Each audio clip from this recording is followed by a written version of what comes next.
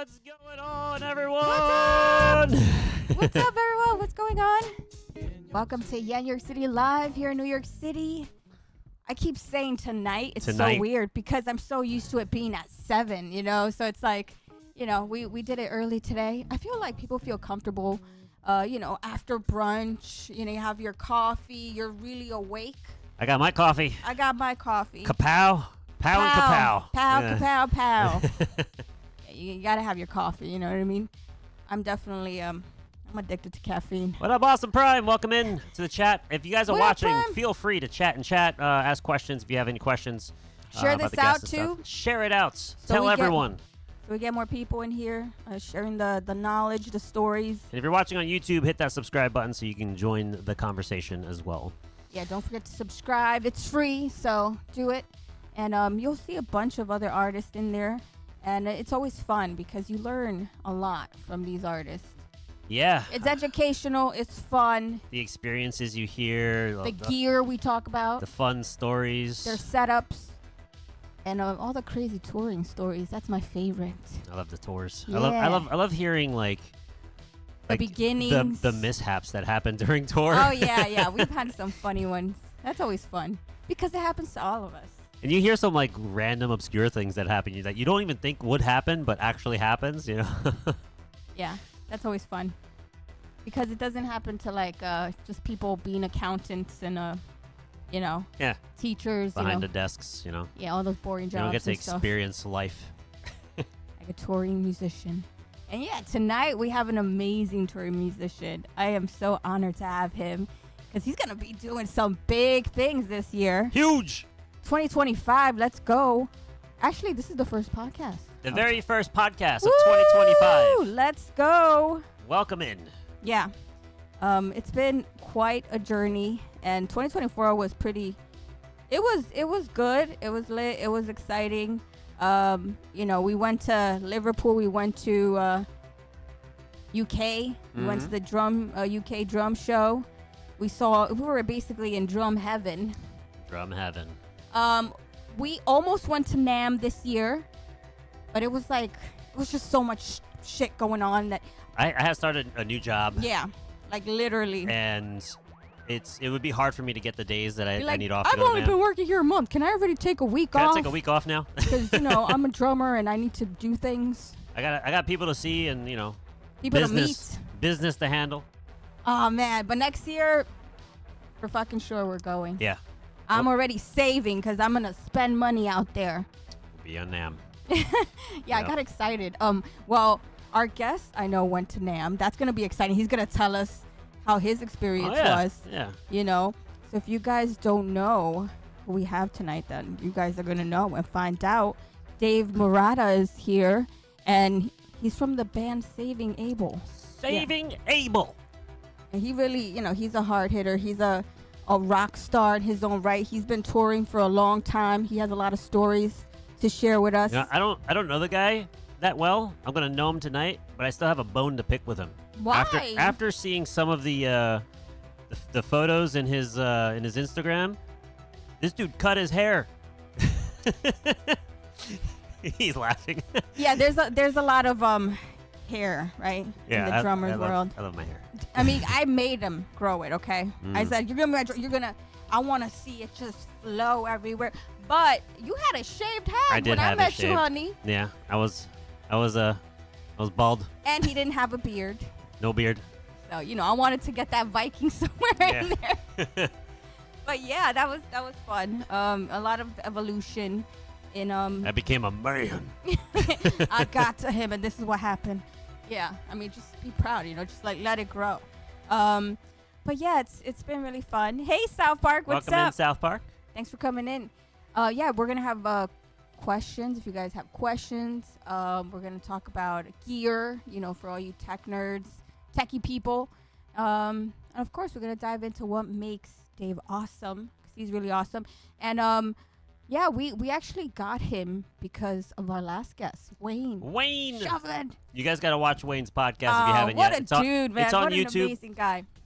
We're going to be working on distributing a lot of the podcasts on Audible platforms like Spotify, Apple Music, Amazon. I know we have a few old ones in there, but we got to start pushing those new ones out Yeah, there. we gotta get Wayne's But up there, you can and catch then- them all on YouTube. What up, Aaron? Aaron, what's up? Another drummer. We're gonna have a lot of drummers. We always have a lot of drummers in the chat. That's how you know. Drummers always support other drummers, you know? Mm-hmm. That's one thing. I know guitarists are a little bit different sometimes, but, you know, it's a more competitive thing with guitarists. But, like, drummers seem to be, like, they're always down to, like, talk about gear. It's like after our set, there's always other drummers that come up and talk to you when you're unsetting. Yeah, it's like, yeah, I'd love to have a conversation with you. Yes. I got us on set. I hope you're doing great, Aaron. It's the best community. Yeah, drum fam. If you have it. Drum fam. You have them. Rock the drum fam emotes. So yeah. So we also had a single last week. If you guys didn't hear it. We launched a single Last week. I almost forgot it was a week ago. It goes by so fast. If you don't know, Yen and I are in a band called Sky Museum. We have 4 singles out. We just launched one last week called Unawake. Very industrial. Yeah, that one got very inspired by like Rob Zombie, 9 Inch Nails. Every song is a little bit different, you know. That's what Sky Museum is about, and also collaborating. That's one of my main goals, is to have as many talented musicians on there. Because, you know, when you go to museum, what do you see? You see a lot of art from different people, right? And they're all different paintings, different colors, and I kind of look at it like that. So we had an amazing guitarist, Shredder, and Adam Ferris from Parthian. If you guys haven't heard Parthian, fucking awesome progressive metal band. I feel like they just need exposure. Yeah, because they're amazing. They're monster Great musicians. guys. But yeah, so if you guys haven't listened to it, go listen to it, because you know it's great to share music and experiences. And we're thinking this year there's this convention we might play. It's gonna be cool. We're going to talk about more of details that stuff. to come later. Just follow the Instagram, follow our socials. But we got to bring out the man of the hour. And that is Dave Moraata from Saving Abel. Are you ready for me, Dave? I am. He's Let's do ready! this. He's ready. Let's go. Here on There YenYorkCity he Live. is! Welcome in, Dave. Thanks for having me. Thanks for being with us here today. How was your week? Because, I mean, we're in February now, so January, wow, it took forever to get to February, it felt. It's Groundhog Day. Groundhog Day. We're supposed to have, yeah. Have you experienced anything in a loop lately? Yeah. I keep going back and trying to progress on things sometimes, and I get a little hung up, but that's okay. That's what life is You'll all get about. those paradiddles, I promise you. Yeah, I try to keep them in check. Yeah. So, yeah, January, what I always like to ask in the very beginning of the year, 2025, do you have any specific goals for this year that you want to achieve by the end of this year? I'd really like to strengthen my left foot for double bass stuff a little bit more. I'd like to continue improving on my abilities on the drums, and just trying to, you know, make more friends and, you know, At be work. a little bit more social. Yeah, that's really important, especially when you're a musician. It's weird because a lot of musicians seem to be like introverts behind the scenes, but when they get on stage, they're like a different animal. Yeah. So that's something that I've noticed a lot, especially with streamers and going to like events with people that stream, and they're usually online, and then they're different when you meet them, right? It's like they're almost introverted. But like, do you feel like you're introverted, or you're just like, I'm here, like I mean, drummers are usually the ones that are outgoing too, like, and they're very social. Well, I mean, I'm definitely extroverted, but like, I also kind of keep up some boundaries, you know, like Important. it takes a little bit to kind of to get everything going with me, you know, because I've learned over the years to kind of read the room and For sure. not jump straight in for a handshake right away. I mean, I will, but I have to kind of like pick up on the vibe, and that's just to save myself and save time with everybody else too, because, that's what's really important, especially when you're getting older, is like, how do you value your time and someone else's time, and how do you respect somebody else's time, and just stuff like that. But no, I'm normally extroverted.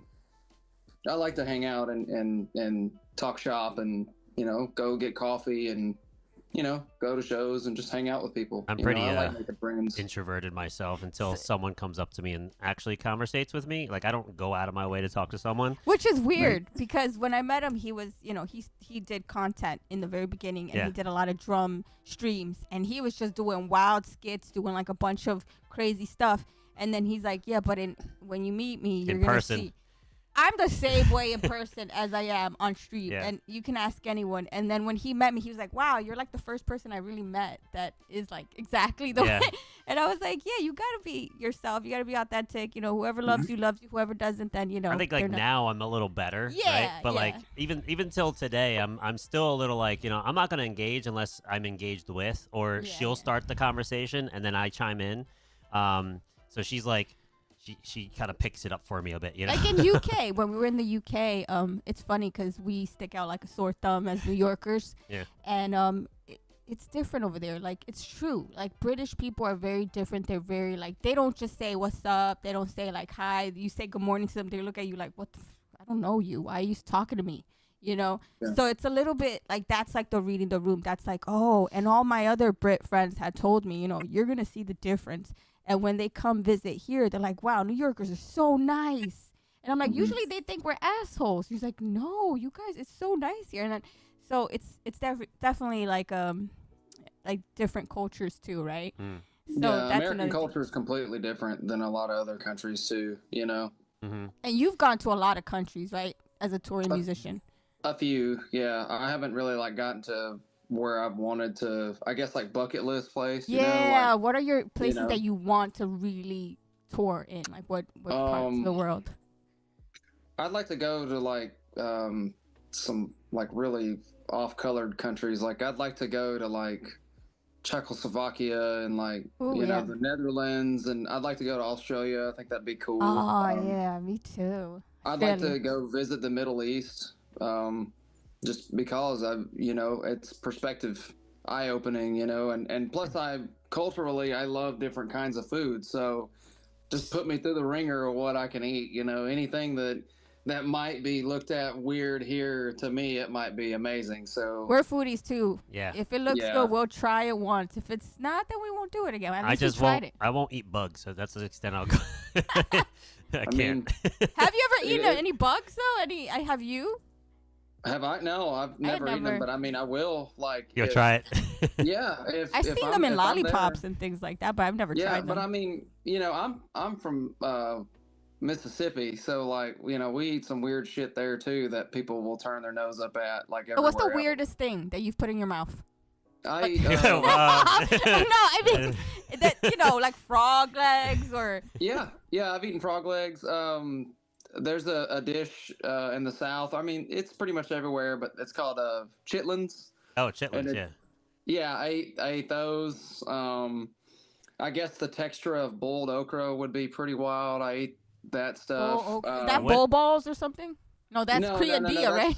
That's sweetbreads. That's a little different. Sweetbread. So you have like, sweetbreads, mountain oysters, like those things, and then obviously like. You can really get into some weird shit. Like I cooked lengua at my house, tongue. Which is I once by accident had like a stew that had some tongue in it, and it was I'm not gonna lie, it was tender. Yeah, it was good. It was pretty tasty. Yeah, you have to pressure cook it. Yeah, if you can braise it or you can pressure cook it. I mean, I pressure cook it myself, but I was a little iffy about like oxtail at first, and then I had oxtail. I'm like, that's actually pretty good too. Yeah, oxtail is just like really rich. It's like really like fatty and rich, you know? Like if you're not used to that kind of stuff, like it can kind of throw you off a little bit. But I believe in extending your palate, so that you can learn to accept and enjoy other cultures too, especially through food. It's easier to do that when you can open your mind to what you're eating.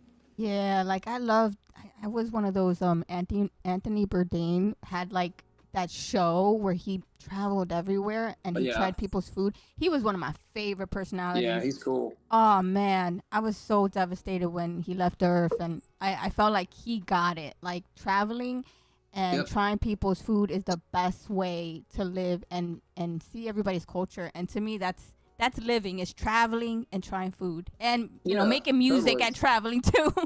That's my favorite things in the world. Yeah, same. I mean, every time I go somewhere and they're like, "This is the dish to our state," I'm like, "Well, let me have 3." Like, just hope it'll hold off until after the show, because then you don't know what's the effects are gonna be before the show. He has a sensitive stomach, so he's like, "I don't know. Let me finish the show first, right?" Right. I have acid reflux disease, so I have to kind of watch what I eat like hours before strenuous activities, So yeah. But like I've been surprised in multiple states, especially like in South Dakota, they have this stuff called chislic, which is basically just like non-breaded deep fried lamb, which it's something about the seasoning on there. But man, I was playing this place one night and there was like a food truck or whatever, and they had that there and they served it with eggs and hash browns, and I was like, dude, this is the craziest shit ever. It was so good. Like, it sounds like, like nothing, you wouldn't think much of it because it's just like lamb meat, but like I don't know, it's something the way that they season it. I don't know. How did that hit you afterwards?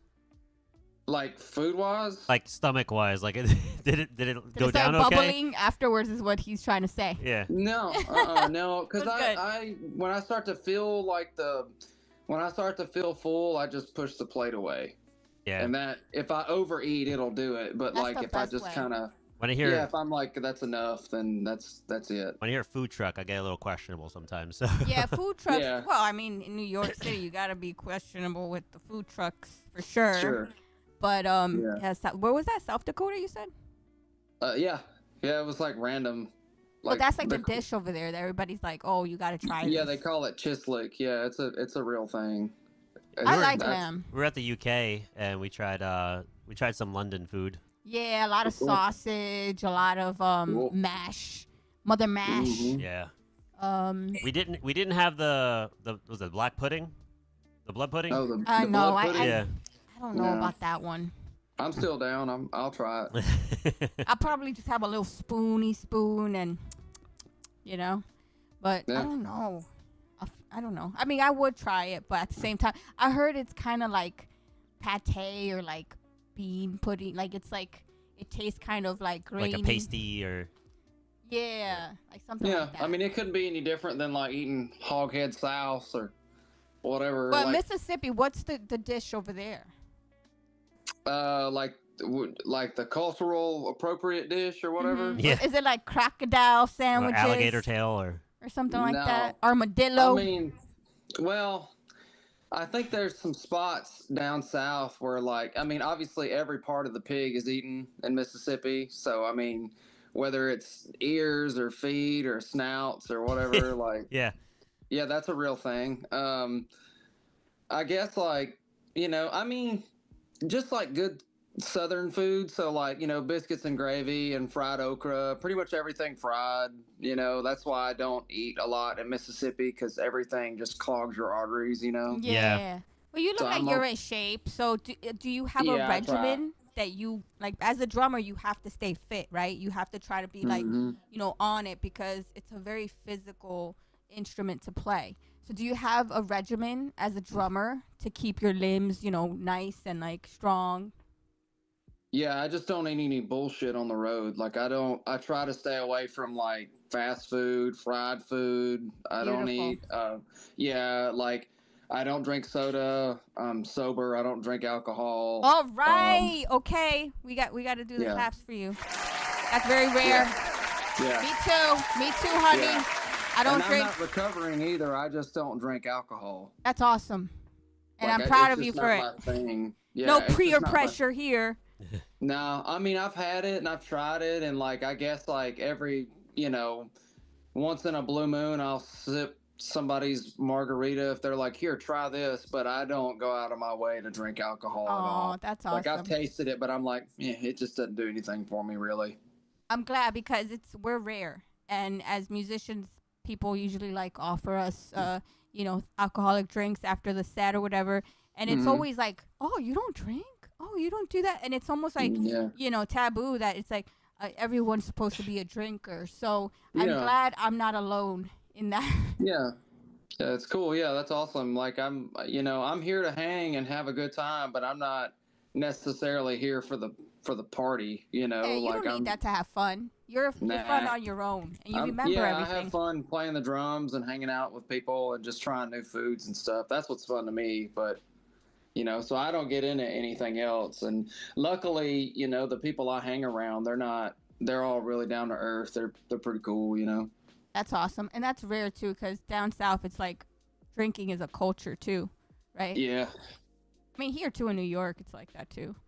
So it's a rare thing to see. So that's awesome. I'm glad to hear that. Yeah. It just depends on like who you like socially interact with too. I try not to, I'm open-minded. I try not to be ignorant to things. So I'm not going to go out of my way to judge somebody if that's how they want to have a good time. If that's your thing, that's cool. You're never going to hear anything out of me about it. Like, matter of fact, if you get too drunk, like I'll drive you home or I'll help you. He's like me. Yeah. He's like me. Like I'll help you out. I'll be your DD, but I'm not gonna, like pat you on the back for getting too hammered. That's your Good fault. Good job, man. Yeah. No, if only you just grew up. I'll hold your hair back. Yeah. I really hope you feel like shit the next day. No. Yeah, I'm gonna make fun of you the next day for sure. Like, I mean, I say the same thing because I have so many friends that do drink and they smoke and do all that stuff. And it's like they already know they're cool. And that's the thing. There's a flip side to it, too, because then there's friends that they're like, they don't want to invite you places because they think that you're going to be like not going to have fun because there's a lot of beer, there's a convention or something. And I'm like, it doesn't mean I can't hang. I mean, if anything, I can, give you fries or bread or whatever, water, make sure you're hydrated. Sure. I'm like the mother in the group. So it's cool. You need a friend like us. Like me and Dave. We're the ones that look out for you. So you got a friend in me. So, that's the way I look at it, too. Randy Newman. So you see, guys, we talk about everything here from, like, what's the weirdest thing you've eaten to drums. Let's get back to drums because we got a drummer here. I mean, so have you ever ate a drumstick? Fiber. No, they've been launched at my face before. That's for sure. I've broken them and they've hit my cheeks. Yeah. Yeah, I've had them. I've like hit the tip of my ear. It's drums have definitely like abused the shit out of me. That's for sure. It's a good thing you don't wear glasses because. Oh, I do. You do. Yeah. Have you ever experienced smacking them off your face and then someone else stepping on them? Yep. It sucks. I've launched them off my face and like crushed them under my pedal. Oh, yeah.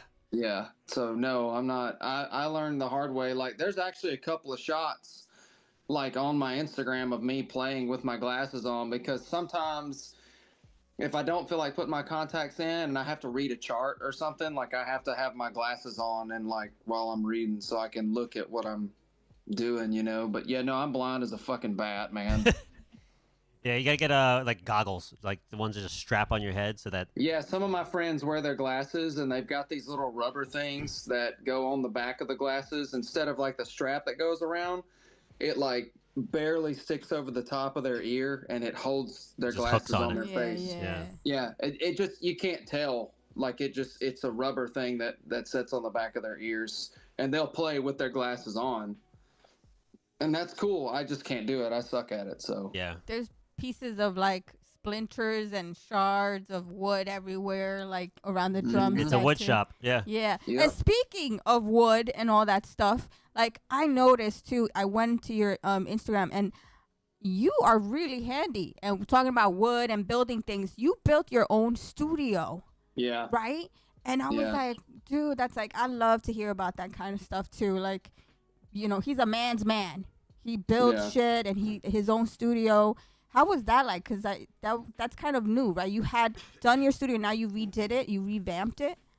Yeah, so like there's, down here or whatever where I live, maybe if you go to some rural areas and other places, they've got these little things like, I guess like rent to own buildings. Like you can go to like Home Depot and you'll see them sitting in the parking lot.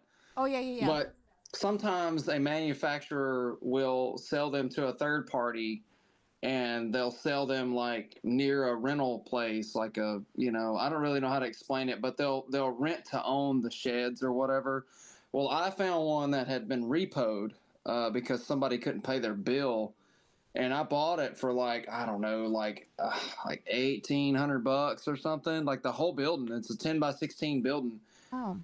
And it's like a cathedral style, like it's like a barn on the inside. Yeah. And I brought it home on a rollback, like a truck or whatever, and they backed it off in my backyard, and I dug a big trench with my hands and 18 inches into the ground and wired it from my house to my shed underground. So it's got AC in it, heat, a dehumidifier. Like you walk in and you just turn it on. It's like a little house.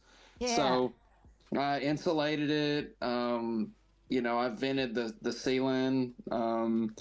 And my front of house engineer, I drew, like I sent him the picture and was like, hey, where do I put my sound baffles?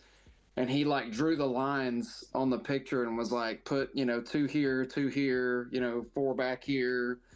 And I took a 1x4 and some rock wool, which is like what they call baffled insulation that you just slide between the 2x4s in your house. Yeah. And I built sound baffles and with my hands, I guess, and just hung them all up all around the room so that I could still get the low end of the kick drum. So when I'm recording, it doesn't sound like a clap. It sounds like you actually get the low end out of the bass drum. Get that thump, like that yeah, full like body. because I've played in a lot of big rooms where it's wide open and nothing's on the wall, and believe it or not, the drums sound smaller.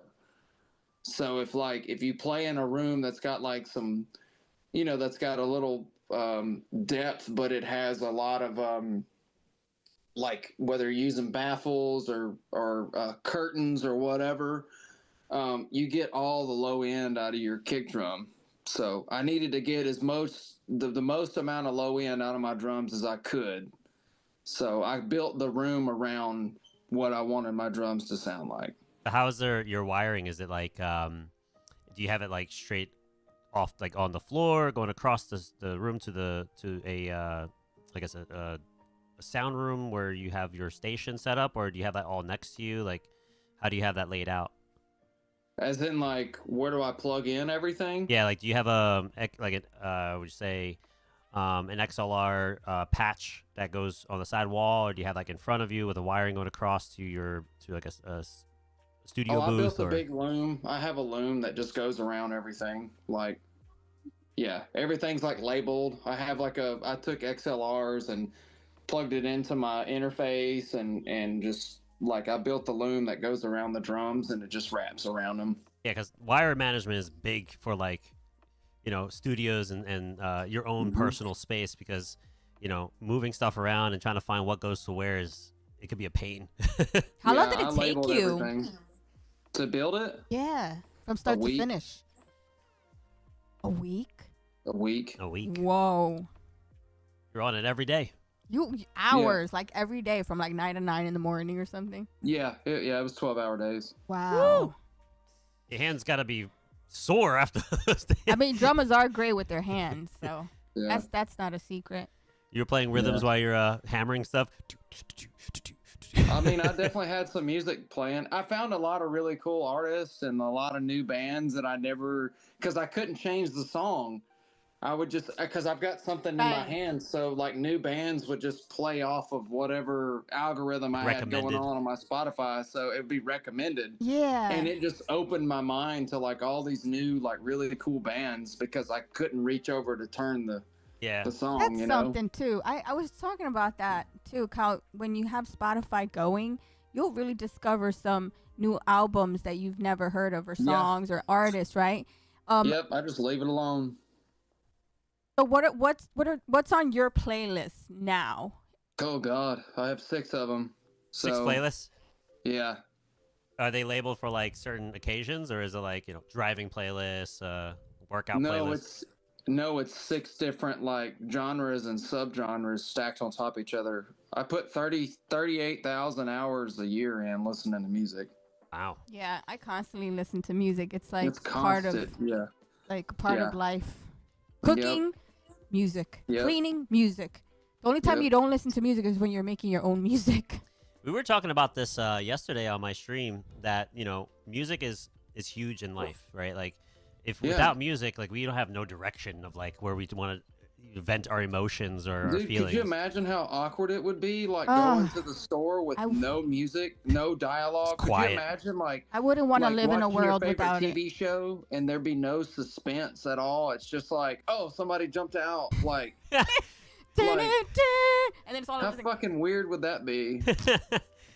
And like podcasts, like what we're doing right now, it's like I have background music. It's really low, but it's like subtle, right? So you can hear kind of like some Atmosphere. vibiness, right? It adds to the depth. quietness. Yeah. But there's other podcasts that doesn't have anything. It's just blank, and all you hear is I've people's done 'em. conversations. And it's like, Yeah. That works, but it's like I just feel like I need something else, like a lobby Yeah, music, Man, White noise. I've been in podcasts where like I'm right in front of the other person and it's like I've got them in my ears and it's like ASMR style, like, how are you doing today? And I'm like, man, I could like feel the timbre of your voice in my ears. They're in the like, closet because that's the only place they have sound isolation. So, yeah, but it's like, Dave. but weirdly enough, it's like kind of calming though, because they're really like, they're asking you like in-depth questions and you're having to respond honestly. And it kind of, I don't know, it's something about like being kind of exposed in like a really calming way. Yeah. It kind of helps you open up. But on the flip side of that, when you're in a situation like this, your brain kind of fires a little faster, so it makes for things to be more exciting, so I like both sides of it, really. Yeah, it's like we don't want to put you to sleep. We want to get you rolling and with the stories yeah. and everything. But we are very different than most podcasts. Yeah, we're a very visual podcast. Like we got as you can things see. going off. If we Yeah, get a that's raid cool. and people come in, it's like boop, boop, boop. We always try to encourage Right. people that are listening, once we start loading things up into Spotify and stuff, to have them come watch the live, because that's where the excitement really does happen, The interaction. We had people play live too, like, if we had the opportunity to have you on your drums and then we route the audio into the stream, like you can play like 2 or 3 songs to set off the show. Well, we can That's always showcase any videos that you want. Like if, let's say, there's a YouTube video you want to like show us a clip, we love showing those too. Oh, Yeah. cool. I think I got a clip up here of you playing a drum solo. You had your long hair then. Oh yeah, was it that was 2 years ago. fuck, that was a rough night. It was? Yeah. I think I was running on like an hour of sleep and they were like, do a drum solo, and I was like, but something happened, some technical issue happened, and my singer turns around and goes, I need do a you to drum fill this solo. in. Off. Yeah. And I was like, okay, like I don't do drum solos, but bet, whatever. So I just started like repping on one and it was okay, but then I watched the video back and I'm like, dude, you totally could have crushed that way better. Like, Yeah. You know, It's I the got- same situation with like a friend of mine. I'm going to call him out, Mr. Gringo Goblin, Aaron. He I love you, Aaron. he was put on the spot to do a drum solo. And yeah, like I learned right after that. I went home immediately after Tell that him. and just like I learned. I was like, teach yourself how to do one really well. So after that, like that was a good learning experience. After that, I went home and like totally just started looking up different drum solos and how to build them and all that. So then I got pretty versed in it and started focusing more on my technique and my hands after that. yeah. So it was a really good learning experience. So that I'm super stoked on, because I'm never afraid to like, expose the weakness and go home and Really strong. develop on that. Yeah. Yeah, he had Yeah. sent me the video of him playing, and he wanted me to critique it. And I did like drum offs for the Guitar Center drum off, and I Cool. won a couple store finals. So I have an like idea of how to build solos. So I got, gave some insight, and then I think now he's pretty confident in like laying everything out, structuring the solo pretty well. Yeah, my whole, like, pretty much my whole career has just been paint by numbers. I'm completely self-taught. I didn't even finish high school. So when did you start playing drums? Actually, I was gonna rewind and say that because we totally missed that because we're just going with the flow here. Cool. Yeah. Yeah. Well, I started showing interest in them when I was about 13, I guess, but I was like 14 when I got a drum set, and then I got real serious about it when I was about 15. That's a good age because that's when you're like, okay, I'm not just bullshitting, and I just, you want to do so many things when you're like a preteen. You want to take all kinds of classes. Me. So 15, right. 14, 15? Wow, that's awesome. Yeah, it like centered me. Like it gave me something to do, because I didn't really have a whole lot of friends, and I went to 11 different schools. Wow. So I never military family or what? Why so many schools? No, I just had a lot of family issues. Oh, okay. I just I could never really stay in one place. I lived out of a suitcase here and there. I'd stay parked at this place for a year, and then I'd go to my grandma's house for a year, and then I'd go to my dad's for a year, and I just bounced around a lot. I didn't really like have home, so I had to have something to center me because there's no telling where I'd be if I didn't have the drums, Yeah. I don't even know. I don't even want to know, it scares me to think about it sometimes, but, music could stop time for me. It would stop time long enough for me to focus on something. And it was always like that. So anytime I grabbed the drums, it stopped time long enough for me to keep time. Well, think about this. That experience in life had really prepared you for this opportunity in this moment, because you having to bounce around and travel a lot, that is the essence of being a touring musician. A musician.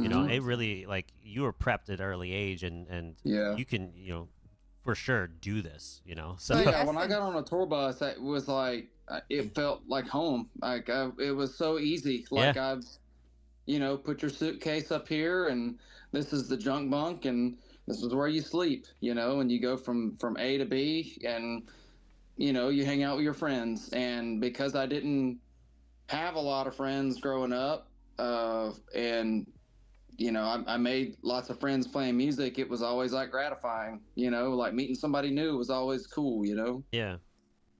So yeah, it was like, this is like the perfect storm of like where my life needs to be. It was like perfect.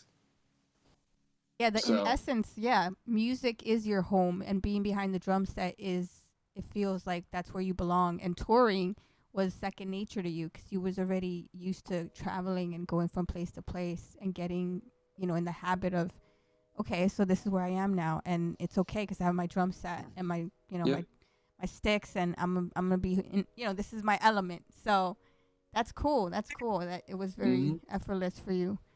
Yeah, all my friends are musicians.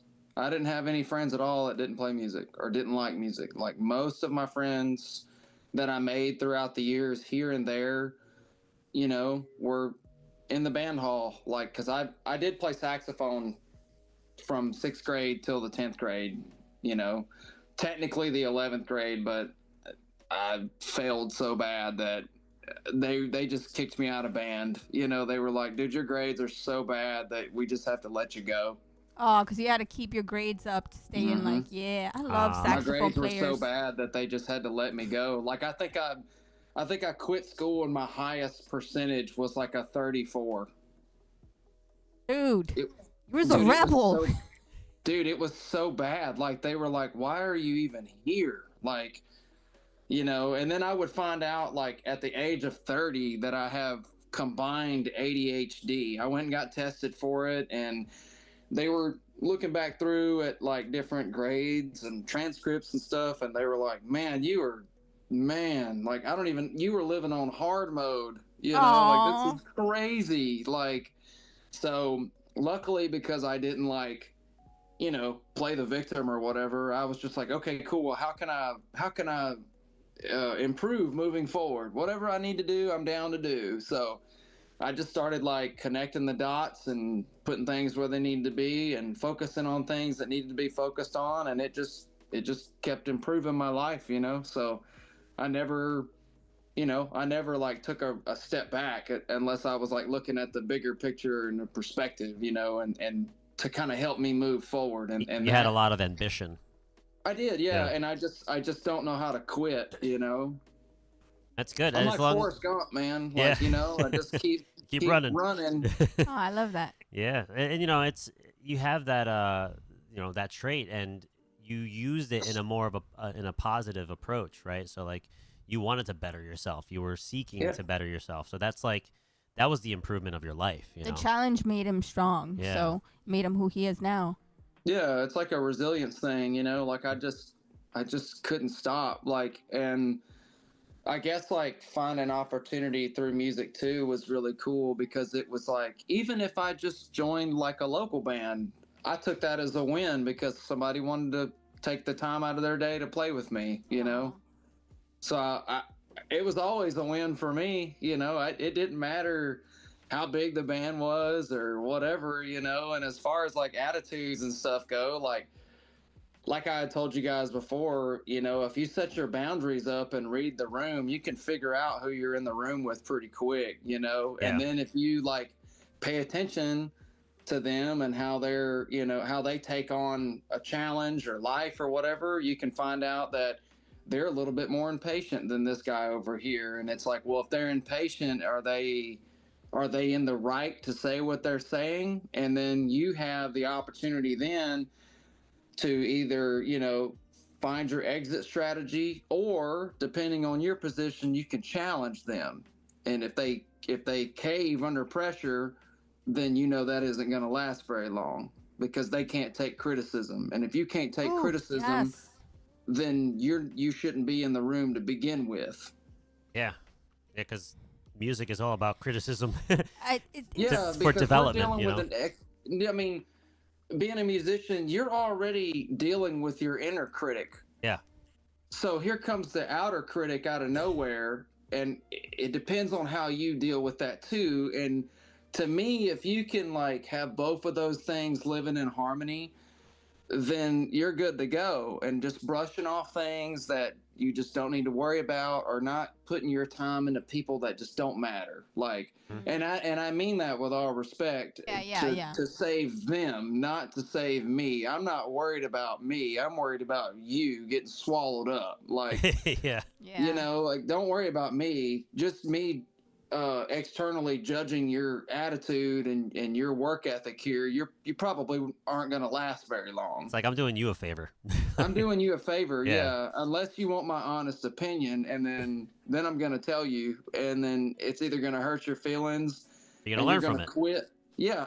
We were just talking about this last night. Yeah. I was like, I'm not afraid to hurt your feelings, and I think that's one of the reasons why you're okay. So the older you get, right, the circle gets smaller, and it's okay because you start realizing things and people, actions, personalities, and people that you don't need, and then people that are in your tribe, that are in your vibe, right?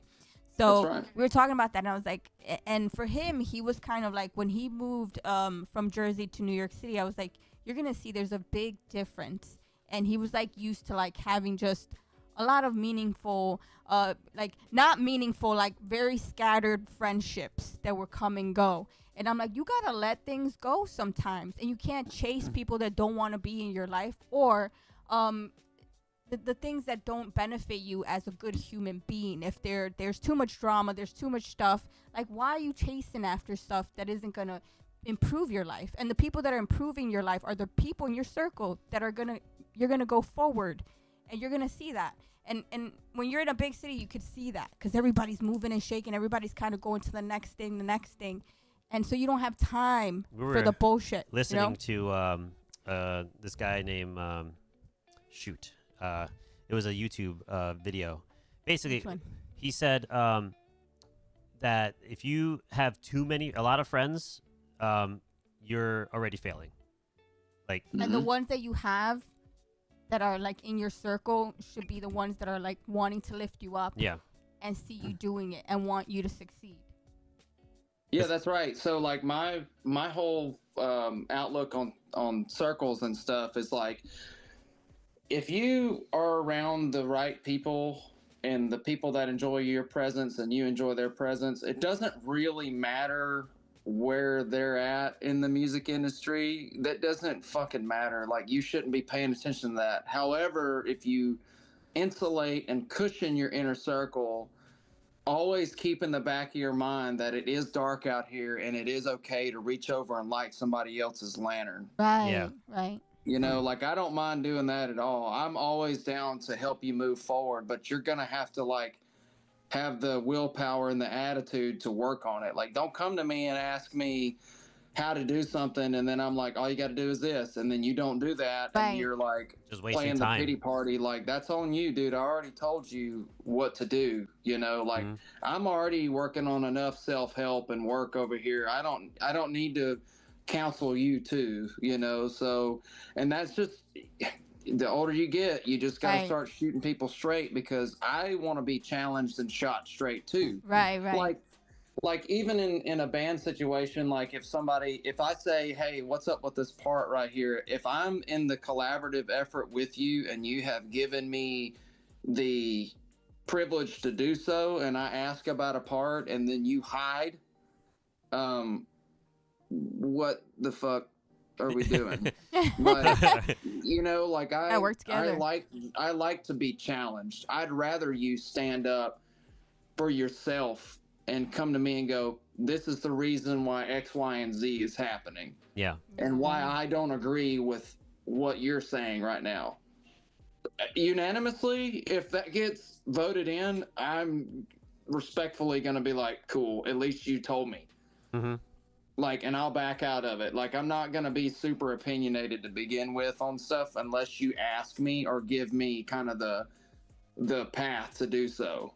Because I am really passionate about it, you know, and I want everybody to put their oar in the water at the same time to get us from A to B. And that, it doesn't matter if I'm being a sideman and just, you know, being a hired gun. If you want me to just shut up and play drums, I'm totally down with that. But if you turn around and ask me, what do you think we should do in this situation? Odds are I've already calculated what, like, the dead spot is here. I can already, like, expose what my weaknesses are because I'm used to that. Yeah. That's that whole paint by numbers thing. Like, you know, if you're like, something's wrong with my live show, and I'm like, well, you do have a lot of dead air between each song, that might do it, and your songs are kind of complex to begin with, so if your segues and transitions aren't lining up properly, it is going to be awkward when you're starting out, because those 11 people in the crowd are like, what am I watching? Yeah, what's going on here? What is this train wreck? Right, but if you keep them engaged and you understand what your segues are and how to get from A to B, they're going to leave the show going, I don't know what I just heard. This was everywhere. Awesome. Yeah, it was true. everywhere all the time. Like, it was such a sensory overload. Like, it's kind of like watching, I don't know, like Dillinger Escape Plan. Like, what are they known for? They're known for their live shows. Like, they stab you with their guitars, you know? Like, they're known for that. But, like, if you just, like, listen to Dillinger Escape Plan on full blast volume all day long, I'm not going to judge you, but damn. That's a lot. Well, I'm not gonna judge, but I'm judge you, but I'm judging now. Yeah, anybody that listens to, like, the Dillinger Escape Plan and, like, Mars Volta all day long on, like, full blast, I'm like, whoa, like, I have to. Or on drugs. We gotta switch it up a little bit, man. I gotta turn it down just a little bit. Like, now I love extreme bands, just like anybody else. Yeah. But, like, there's no way I could, like, blast Cattle Decapitation all day. I'm saying doses and doses. I say the same thing. So what I'm saying is, when somebody gives their time to you to come out to a show, like the average working man or whatever, or woman, if they pay their money to come watch you, you better have your performance together because they gave their time to you. Right. Now you need to value them and put on a good show. Yeah. Don't be selfish, you know. Yeah, you're there to entertain and perform. You know, that's your right. job. You know, and that's what you signed up for, not just to play music. And we had like conversations about like how to handle yourself in like with your music as a business, right? Because this is also a business. It can be just fun, right? But you're not going to get anywhere just keeping it as just fun. If you want to go further with it, there's a lot of details and developments and paperwork and stuff you have to do. So we should talk about that keep business things side aligned, too. You know, that's one of the things we were always trying to put together when finding other band members is people. Okay, like last night when we were talking and somebody said, oh, but it's so punk rock if you don't give a shit about the money you make or like how many albums you sell and stuff like that. Yeah, because we were talking about 80s, like monetizing music because like Spotify and all that, like you're not getting anything out of it unless you're hitting 1,000 views within 12 months. Yeah, and then if you hit that 1,000, then you get paid like by the pennies per listen. And you got to hit a certain amount, about maybe 200 to 300 to get at least $1, right? And then if you just charge that $1 on like Apple Music, you probably get a little percentage off of that, but that's more than you're receiving from just people listening to it on Spotify. And then if you're selling it on your website or at a show, then you're making even more out of that just from someone listening to it on Spotify. Right. So it's like those type of like conversations we were having just to get an idea of like how music is being treated now. And how people are treating themselves as musicians. Yeah, because it could be looked at so many different ways. Like, of course, you do it first because you fucking love it and it's in your soul, your blood, and you'll do it the rest of your life, whether you're making it a successful business or you're doing it for the love of the music and that you actually feel it to breathe and feel alive, right? So, but, being a drummer, of course, we all know it's expensive being a drummer. It's expensive to be a musician in general. In general. But it's like the things, the cost, the replacements, the pieces, the travel, right? Yeah. Especially like holding all the stuff. All the gear. You're doing it by yourself, Yeah. So talking about that and how when you start, it's very like, you have to, your heart has to be in it. It could be a very heartbreaking thing. But like Dave was saying, like he did it because he was like, well, this is what I'm fucking good at and I'm going to do it. I'm going to keep doing it and being consistent and motivated.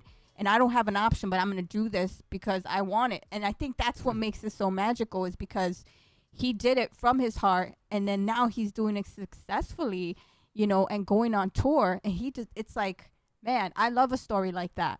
So I wanted to ask you, how did you start playing with like a touring band? How did that break and how did you get into it as a drummer?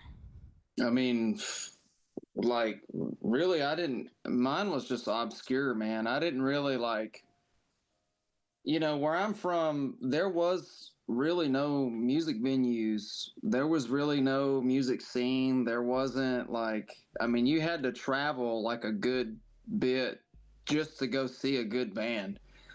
I didn't really even see my first real live band until I was like, 18. Like, I didn't even know what that was. Like, I didn't know what real live music was until I was like 18. What was your first live concert? Like, big one? My first big one, like that, like was a thing, So I rode with my friends from like Mid-South Mississippi to Memphis, which was like probably a good 4-hour drive roughly. Oh. To the closest big venue? Well, we went to a theater. So, now back then it was big, but now looking at it, I mean, it's a like 1,100 cap room, but we went and seen this tour called Scream It Like You Mean It. And it was a bunch of metal bands. And I got to see all of the current metal bands that all of my friends and myself listened to. So it was like, God, what was that fucking band? It was like Attack, which is now Bill Murray and Beartooth. They were the headliner. And then I think I saw like For Today and Texas in July and a bunch of metalcore bands, like those mid-2000s metalcore bands. And I thought that was like the craziest shit I ever saw in my life, And awesome. So that was pretty cool to experience that. But that was the first time I heard like a mic'd drum kit, and I'll never forget like what the bass drums sounded like. Like they were this like, boomy, right in the chest. It was like, yeah, I could like really feel the drum from the other side. Yeah. And I was like, man, that's cool. Like, and then like the faster bands I started watching, like more of the technical bands and stuff, the bass drums were different. So like I heard like the more clicky sounding triggered bass drum. At the time I didn't know what that was, but I was like, damn, their feet are fast, like I went and seen the Welcome to Hell tour, and it was Whitechapel and the Acacia Strain, which are like some of my favorites. And I heard that and I got to hear the contrast between Kevin Botot's drums from the Acacia Strain and Ben Harkleroad's drums from Whitechapel. So, one of them was more of like a caveman approach to drumming. And then Ben was more of a technical, like really fast blast beaty player. So I started to really respect metal and metal musicians because of the amount of hard work and time that they have to put into being that proficient on their instrument.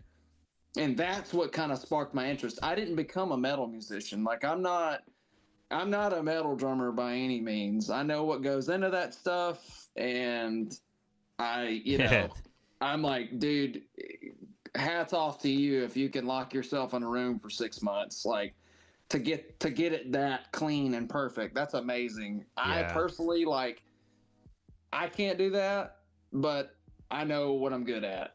But that gave me started making the wheels turn, So I tried to aim at that. I tried to aim at being that proficient. Regardless of what I was working on, I wanted to get it clean. So in your drumming, like, who are your like influences that molded your style in a sense, or did you kind of like found your own way? Like your main 5 drummers that you could say, like, I really fucking love these 5 drummers. These are my influences.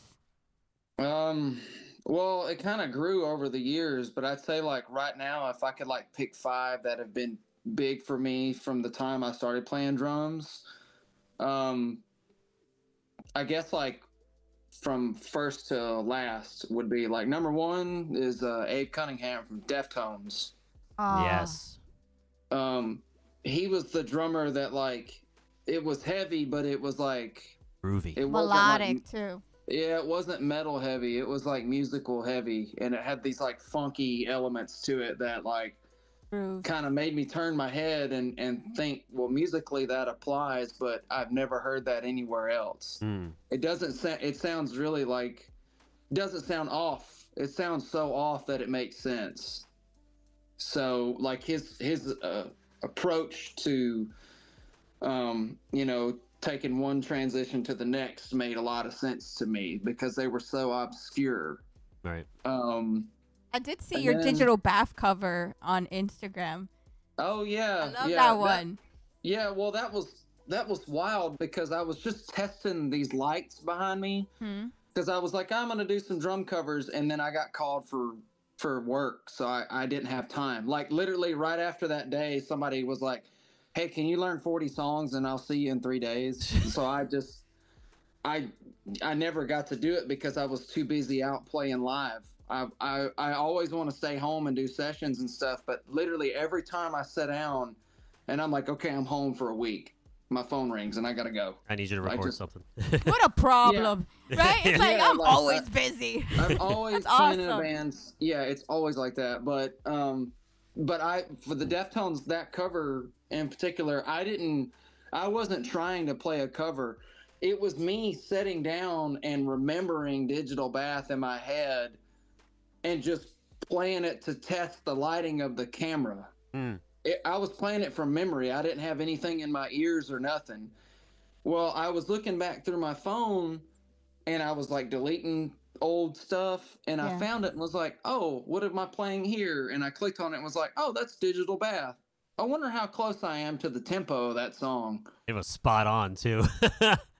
So I lined up the Instagram reel with the song in Instagram. Like I typed in digital bath and I like lined them up and was like, let's see how close. I just want to see how close my tempo is. Right. I don't care about the drum fills. Like I just want to see how close it is. And I lined it up and was like, well, that's actually a lot better than I thought it was going to be.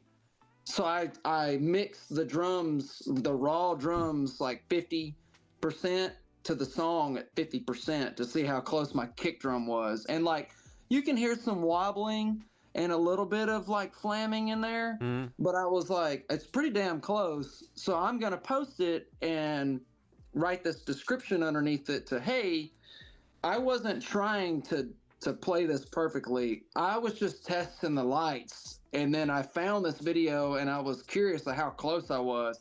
This was like way later. If you go back through and look at my Instagram again, you'll see a video that I'd posted months and months prior to that of me playing under those lights with recorded sounds, like with music. mics, right, with no music. And then months later, I was like, oh, by the way, I totally forgot I had this. Yeah. And let's see how close I can get it. And then it was closer than I thought it was. Yeah, that's always fun to come across. And then the fact that you nailed, like, you got really close to just the way the sound of the drums is, that just what you played and the tempo of it, primarily just the tempo of it, because that was the goal, right? It's like, It was just a tempo how thing. fast was I playing this, or how slow was I playing this? But no, I was actually on it without having to hear the song. It's like in your head. Yeah, it just came from my brain. Like I didn't have anything in my ears, so it was just like no click, no nothing. That was awesome. Nothing, nah.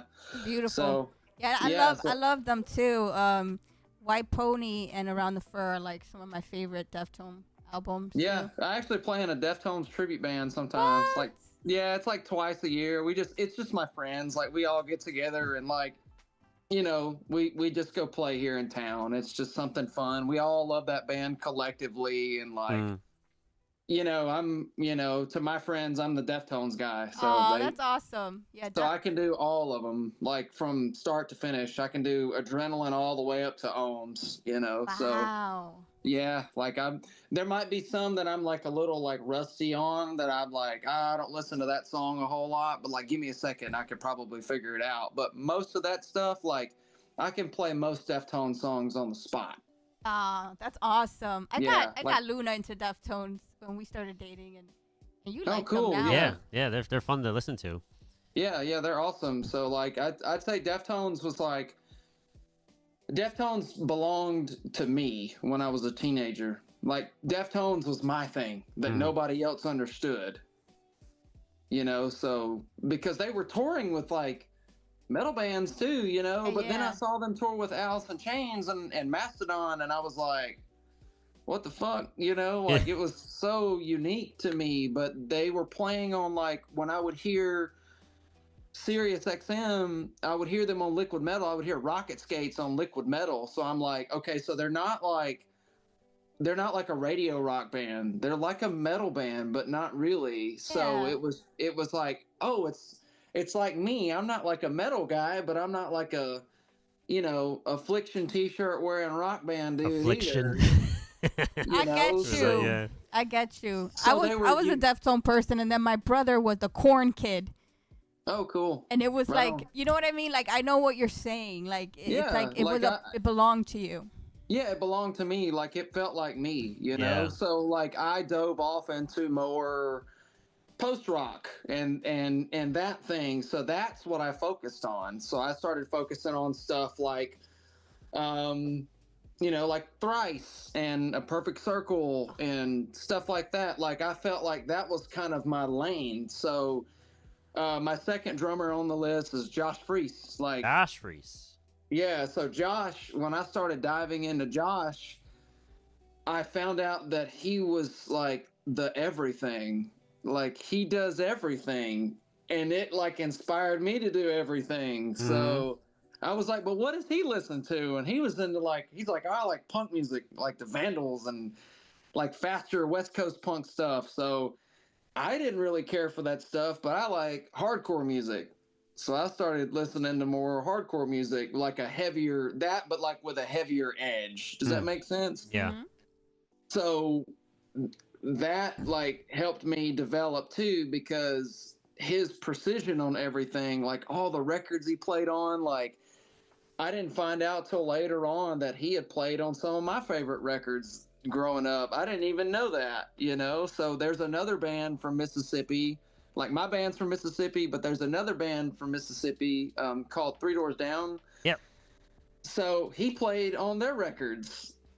They got so many like legendary albums. Yeah, like and it like listening to those bands and listening to Three Doors Down, like a lot of people might discount it, but that was a big deal for me. Like, oh, there's a band from Mississippi that did it, and like, well, if they can do it, I can do it. Yeah. So, and then fast forward, you know, me joining my band, them being from Mississippi, they were like, oh yeah, we play with them sometimes, and I'm like, no fucking way. Like, you know, and then I ended up being friends with a few of them, but yeah, Josh Freese kind of like helped me like, I don't know, digest a lot of stuff. It was easy, and then I just took like fills and approaches from him and added all of that into my playing, and then it made it more user friendly, I guess. So it was like refined to where I could still hold certain grooves that wouldn't screw the singer up. Like it was enough pocket to where the singer could like sit, and like if everybody was bobbing their head, then I was doing it right. Right. So whether it be like, you know, complex grooves, more like Digital Bath, or Blue by Perfect Circle. That's your favorite, because I got him into a perfect circle too. We're so alike. Dave. Blue's fun. Yeah, Blue's another one. So grooves like that really started like, they were like funky rock grooves. So it was like I would work on that stuff and how to get in and out of drum fills like that. Yeah.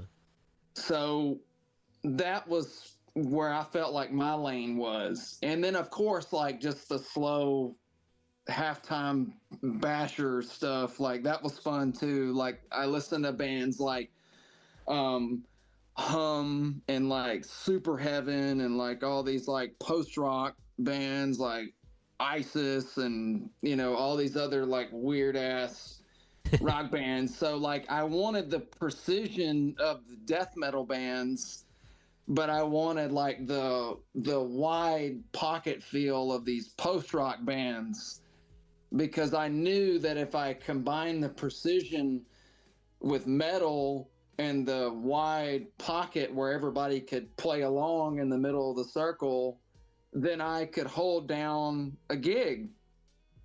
But it was like from my point of view.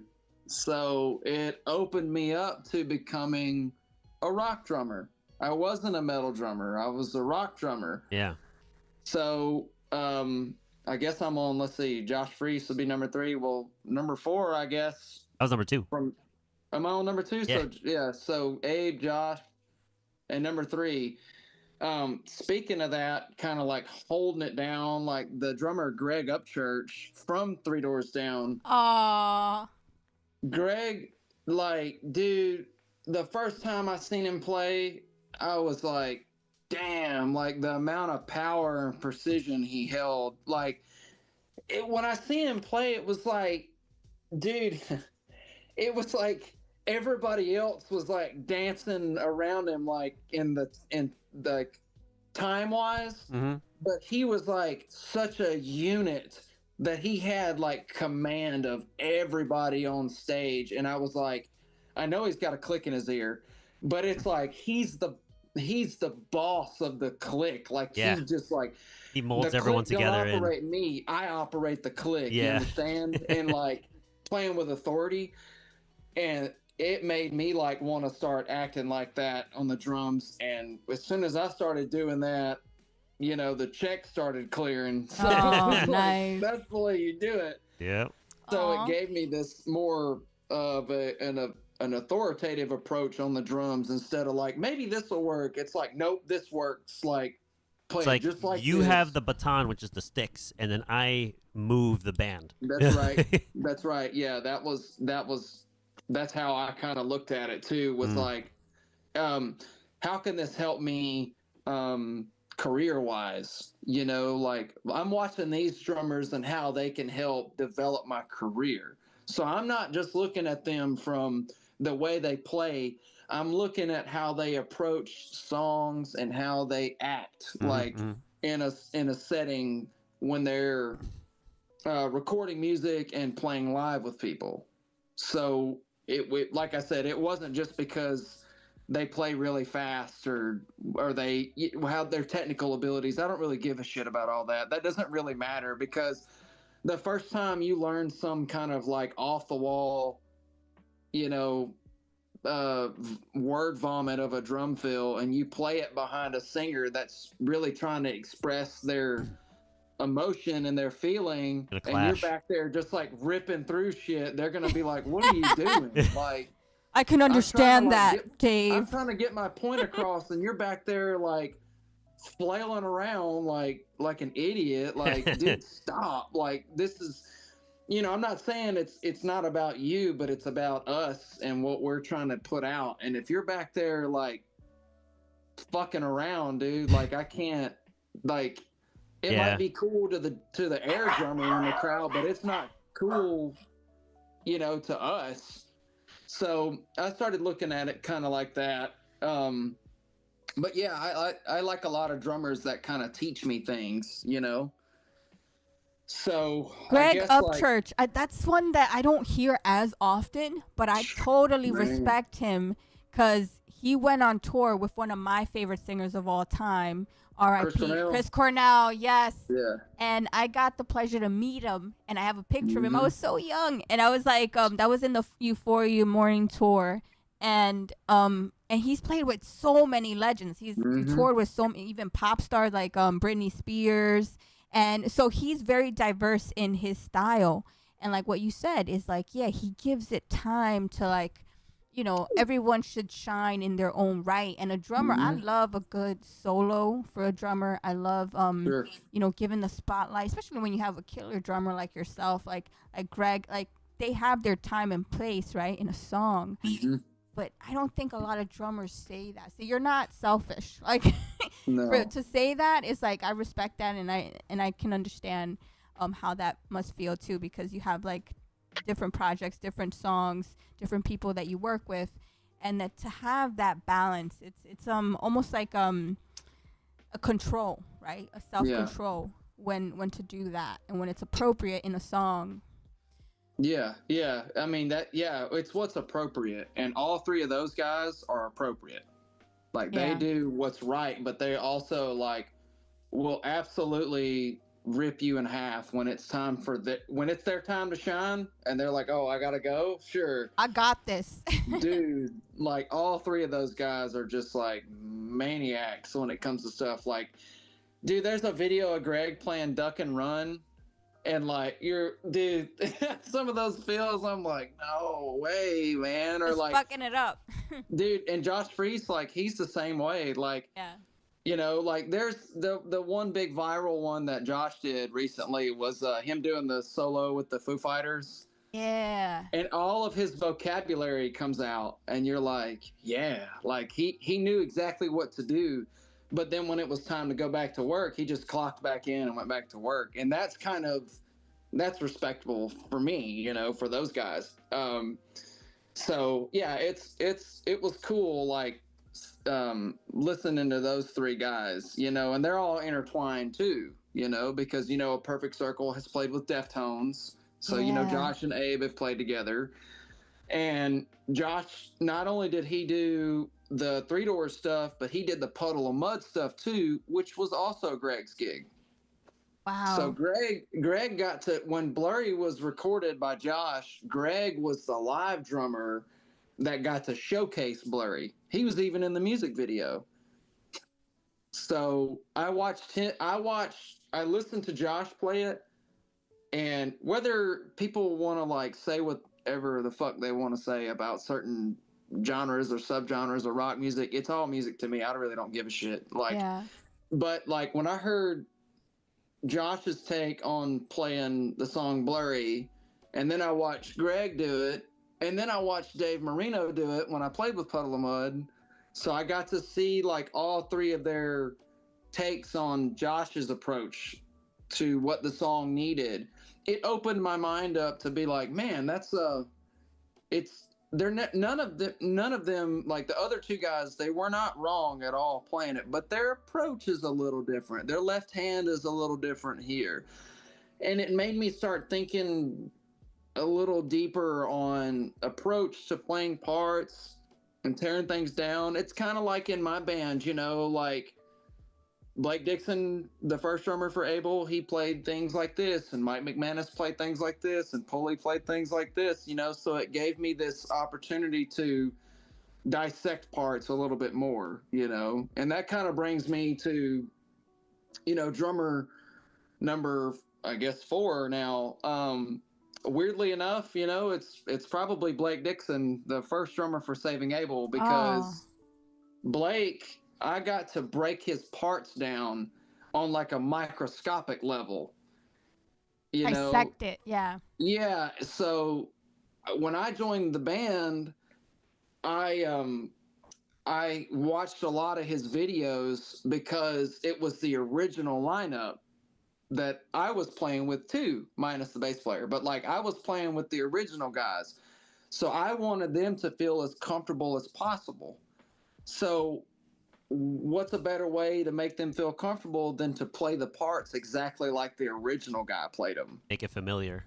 Yeah, so I wanted them to feel familiar. So those little like isms that I did was like a Blake thing. Like I set up my drums to where, you know, left hand hits crash over here, left hand hits crash right here, you know, like he did. Like he was more his like open play almost. Yeah, a little bit different, like, you know, and his subtleties to things, you know. Now, I definitely put myself in it because, you know, I can't change who I am as a player, but my approach to making them feel as comfortable as possible was always kind of first on my radar, you know.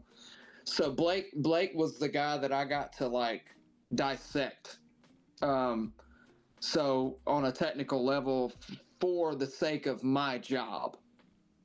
So I would say him for sure. And then number 5, man, that's kind of a toss up because I've always been like, I just get so stoked like seeing so many other drummers all the time. I'm always just pumped to see dudes play, but probably Matt Cameron from Soundgarden. Matt Cameron. Are we like best friends now? Because you've like mentioned all like my favorites too. And we were just listening to a podcast. Like we were going to the grocery store, and I was like, "You gotta listen to the new podcast with Matt Cameron." And I'm always like pitching Matt Cameron to him, Yeah. I'm a huge Soundgarden fan. Yeah, me too. And like, I know now you understand, right? Yeah. You understand his parts and how he. Yeah. And what was the thing that you said the most about his drumming? He plays in in patterns that it doesn't really. It's not just straightforward like rhythms, right? He makes music out of his drumming. That's right. So it's really well thought out, and like it's not typically approached where it's like a metronome. It's very like it's rhythmic, but it's sensible and also complex at the same time, you know? Right. He didn't record none of that stuff with a metronome either.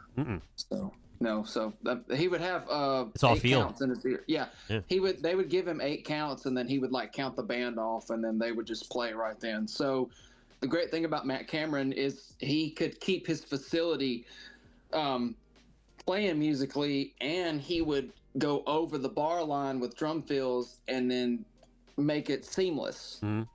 So that to me opened my ears to, you can be musical and you don't have to be so gridded. Like, you know, I'll start a fill on 3, or I'll start a fill on the end of 2 and jump back around and make it land on the 1 on the next bar, on the 3rd bar. You know, like, and I don't mean like a 2-bar fill as in like just nonstop playing. I mean, you can accent in funky places and then come back around on the 1 without having to mark the one with a crash symbol. Like if you're playing odd time signatures and you're not used to time signatures like that, most guys want to mark the one. Like if you're playing in 7, you mark the 1. If you're counting, 1, 2, 3, 4, 1, 2, 3, most guys want to go, 1, 2, 3, 4, 1, 2, 3, 1, 2. You know what I mean? Like they want to mark the 1. Matt could do that and never mark the 1. Oh, and he would land back on 1. And so you can feel it too, like you know where the 1 is, because it's like even if he's not marking it, it still has that feel, like. That's right. Yeah. So that kind of opened my mind to like, oh, okay, cool. So I can get kind of creative and push and pull things the way I want to push and pull them. Yeah, and you can flip in and out like rhythms and the upbeats or on the downbeats. Yeah, you could kind of move around, and it's a good exercise for your ears too to listen to Soundgarden. I think because it's just, I don't know, like I'm not a prog rock guy at all. I don't listen to prog rock bands. It's not that I don't have any that I have something against them, because I don't. Because I do listen to prog music sometimes. Like I respect, the prog rock guys. I love watching Blake Richardson from Between the Buried and Me. That's super fun. Obviously, I like Neil. I was honored to play the Neil Peart tribute in Nashville. That was awesome. Nice. You could do the proggy stuff too, Dave. If I had to, like, if somebody really wanted me to, like, if they really wanted me to do it, then yeah, I mean, sure, I'll sit down and do it, but it's not something that I try to aim at. I like my where I have the most fun is like that knuckle dragging Neanderthal rock. Like I'm all right with just being big drum meat potato. Like silverback gorilla kind of drumming. Beat on the drums. Yeah, like don't listen to me. Just give me that smashing arena rock. I'm just a dumb drummer. Like if you want me to just sit back there and just give you meat and potatoes, I'm okay with that. Yeah. But if you want me to do the progressive stuff, like clearly I've got some videos you can watch if you want me to do that. But it's not. I respect it. Yeah. But it's not my thing. No. Yeah, it's good to be a versatile drummer, and then a lot of like what is needed is basically just playing to the song versus playing on top of the song, right? Like you're catering to the music. You're not trying to, like you said, you're not trying to get all flashy and show off, behind a drum set. There's a time and place for everything. And don't play at the song. Like I can't tell you how many drummers I've seen, like even in Nashville, like I've seen guys that have insane chops, like crazy good chops, but they don't ever just lock it down. They just play at the song. And I'm like, dude, if you don't put the meat and potatoes where they need to go, and your song's gonna be malnourished as fuck. Even laying it back too, right? Like you don't always have to be on top of the song. You don't have to be in front of the song. It's like if you pull it back a little bit, it gives that little bit of a drag. Right? It really makes that feel come out more, Right. Like I've always tried to. This is gonna be like a strange analogy, but like, your job as the drummer is to hold the song and take it where it needs to go. But if you run off away from them, you're going to lose them. If you're too far back and not paying attention, they're going to drive off and leave you. Yeah. That's perfect. So your job is to fly them and fly with them. You're a freaking eagle. And kind of like, and take the turbulence. Because on stage, just as well as I do, it's just like shooting targets. It's like target practice. Those notes are coming at you, and you got to gobble them up and send them on out. Especially if you're playing on a click with tracks, because you got to be on top of it. Like even still keeping the feel right. Like you got to still be on the tracks. Like I had issues when I first started playing to tracks that I lost the click, and it was not good. Slow clicks. Not good. Yeah, you played at 60 BPM and you get out in front of about 15,000 people, and 60 BPM turns into like 20 BPM. Yeah, it's like, can we double this click, please. No, the one way I learned on that situation is like, we have one song that is 60 BPM, and I was in front of about, I don't know, 20,000-30,000 people one day, and that click felt super slow. And the only thing I could do was, you know what if you just dug a little bit harder, because you know the song so well. What if you just like really really dug at it? Yeah. And as soon as I thought of that, I approached the rest of it like that. Yeah. And my drumming was like, to me, it felt cleaner. Yeah. Like I wasn't rushing through drum fills instead of like, a subdivided eighth note fill, da da da da da da da. Like in my head, the click was like slower, so I was like, bah, bah, boo, boo, boo, boo, boo, like clean. You gotta bring it back, like, you know. Yeah, like I could really dig a little bit more. So if the click sounds slow to me live now, I'm like, yeah, I'm gotta get that stank face in there. Yeah, because when you're confident with the song, you can like really just set in it, you know. Yeah. I remember one night we were playing, and my singer gets off the stage and he goes, "Did it feel like super slow to you guys?" And the bass player comes up and he goes, "No, man, that just means we were in the pocket." Yeah, we were on it. That's what it is. And then he was like, "Oh, from now on, like, I'm not gonna ever guess that or second guess that ever." I mean, the other thing too is like, if he's saying that, it's like, I mean, you're on a click, you know. It's like, how can you say it's slow if you're on a click? Right. And now, like, if he hears it, he's like, "Oh, nice. Like, we're where we need to be." But which I guess, like, later on, it kind of helped him hear things differently, maybe, and it may have just set the bar up a little higher for other people too, because if he feels somebody rushing behind him and he's trying to get his words out, and he's like, "Well, the drummer wasn't in the pocket." Yeah, I know what being in the pocket feels like, and that ain't it. So now it may have helped him. Oh, I know how this song is supposed to be played, and registers and that ain't it. Yeah, and that ain't it. So hopefully, I don't know. I let him do his thing, because he's my dude, my front man. I'll say this, man.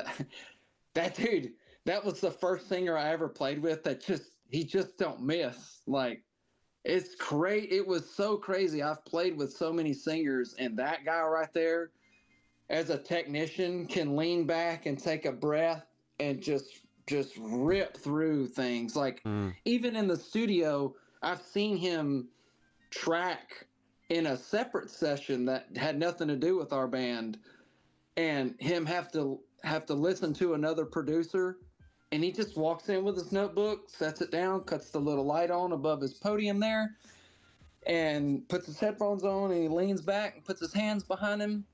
And he says, "Okay, I need you to do X, Y, and Z." And he says, "Okay, cool. Punch me in right here."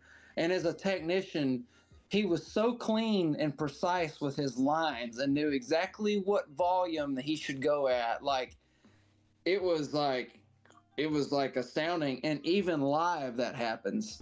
Like, he just knows, like, knows his position and like how to manage his voice and projection. He's like he blends so well with the band that he does it effortlessly, and he doesn't even realize it. No. Like, he doesn't act like a singer. He's like, am I really doing that? In the band. I don't know. I just sing in the band. I just do what I do. I don't even know. Yeah. Yeah, he doesn't really. You can't really tell. Like, he doesn't come out there like, I'm the star. He's just like, I'm the front man. Yeah, it's funny that you say that, because like, even us drummers too, like, we'll do something and not think about it, right? And then when we're done and someone brings it up, you're like, did I really do that? Yeah, all the time. Yeah, I don't even know, because I'm not trying to think about. We're just playing. I'm not like 1 Ienda, 2 Ienda, whatever, I'm just like, this is cool. Pow, and then either it works or it don't. And if it don't work, just do it again. Yeah. And Like the if other, it does, if the fill doesn't work, do it twice.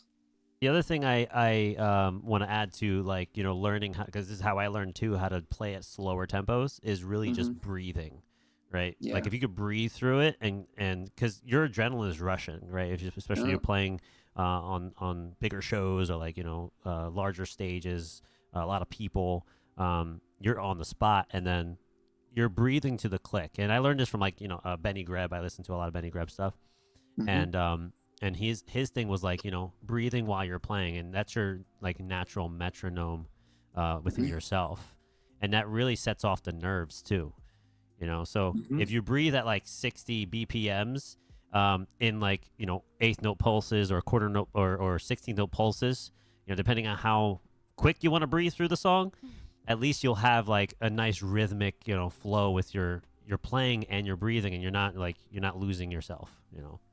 Yeah, totally. I'm kind of the same way on that too. Like, and that also has a lot to do with like how you're doing outside of playing drums too. Like if you're naturally a tense person or you've had a shitty week, you're probably not going to have a good day on the drums. So like that's another reason why, like, on tour, I try to eat healthy and remain calm, you know, because I've, you know, like with ADHD, you know, right now I haven't been able to sit still. My toes have been curling and like bouncing around. You know, yeah, you always like, bounce. I think all drummers have some form. I got a lot ADD. of knee bounce. Yeah, like that's a normal thing for me. But while I'm on the road, I try to get, you know, extra like walking in if I got to walk somewhere. Like instead of jumping on the Lime scooter, or, you know, or the Bird scooter, I'll just walk. You know, or I try to eat pretty healthy. I can't tell you, I probably can't count on two hands how many times I've sat down and ate fast food. Unless it's McDonald's breakfast, then you get a pass, because sometimes those McGriddles are great. But like other than that, I try to keep myself calm, because having anxiety like I do, you know, I've had like major panic attacks, and it's tied my stomach in knots, and you know, and then next thing you know, I open my eyes and I go, fuck, I got to walk on stage like right now, and I'm super overwhelmed. Like it never works out for me. So if you stay cool throughout the day and keep cool about yourself, then usually your show's going to be okay. So if you practice that outside of touring or playing a large amount of shows, and practice being cool before you sit down in the practice room, then it makes it a lot easier. And like you said, you know, breathing is a really, really big deal. I took a lesson with a guy named Dave Elich, and Dave Elich talks a lot about that stuff. I didn't learn anything technically from him, but it was nice to sit down and for him to go, hey man, you're kind of slouching.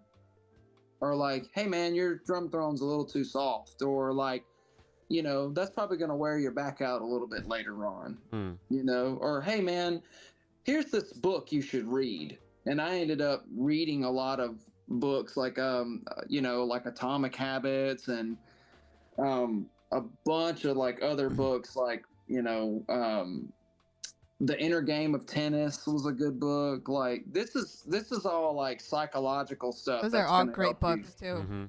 Yeah, this is like stuff that'll help your mind like unwind certain viewpoints when it comes to stuff. So musically, it makes things make more sense and like more of a perspective for you, you know. I think so anyway, you know. I found out real quick that being in bands and pursuing a musical career was way more mentally exhausting than it was physically exhausting. Do you have any kind of meditation or practices that you do when you feel like something's gonna happen, like you're gonna have like a panic attack, or you feel it's coming? Do you have anything that you do to kind of calm yourself and get back into the focus? Yeah, look around the room and see if you can find something shaped like a heart. Oh. And colors? Is it colors and texture and touch and visual? No, it's I don't know, like I heard it one time, you know, just like when you're feeling anxious or something, like look around and see if you can find something shaped like a heart. Because here's like my take on it, like it's like opening a present You know, if you're excited and you don't know what you're going to open, and as soon as you open the present, your mind can change rapidly depending on what it is. So if your mind can change rapidly like that, or somebody comes to the door, knocks on the door, and you're like, oh shit, who's that? And then you open the door and you go, oh, it's you. You know, like your mind can change quickly. So if it could change quickly like that, if you're anxious, you look around, you go, oh, I found a heart. Like, there it is right there. I finally found it. And you get kind of stoked for a second. Yeah, right.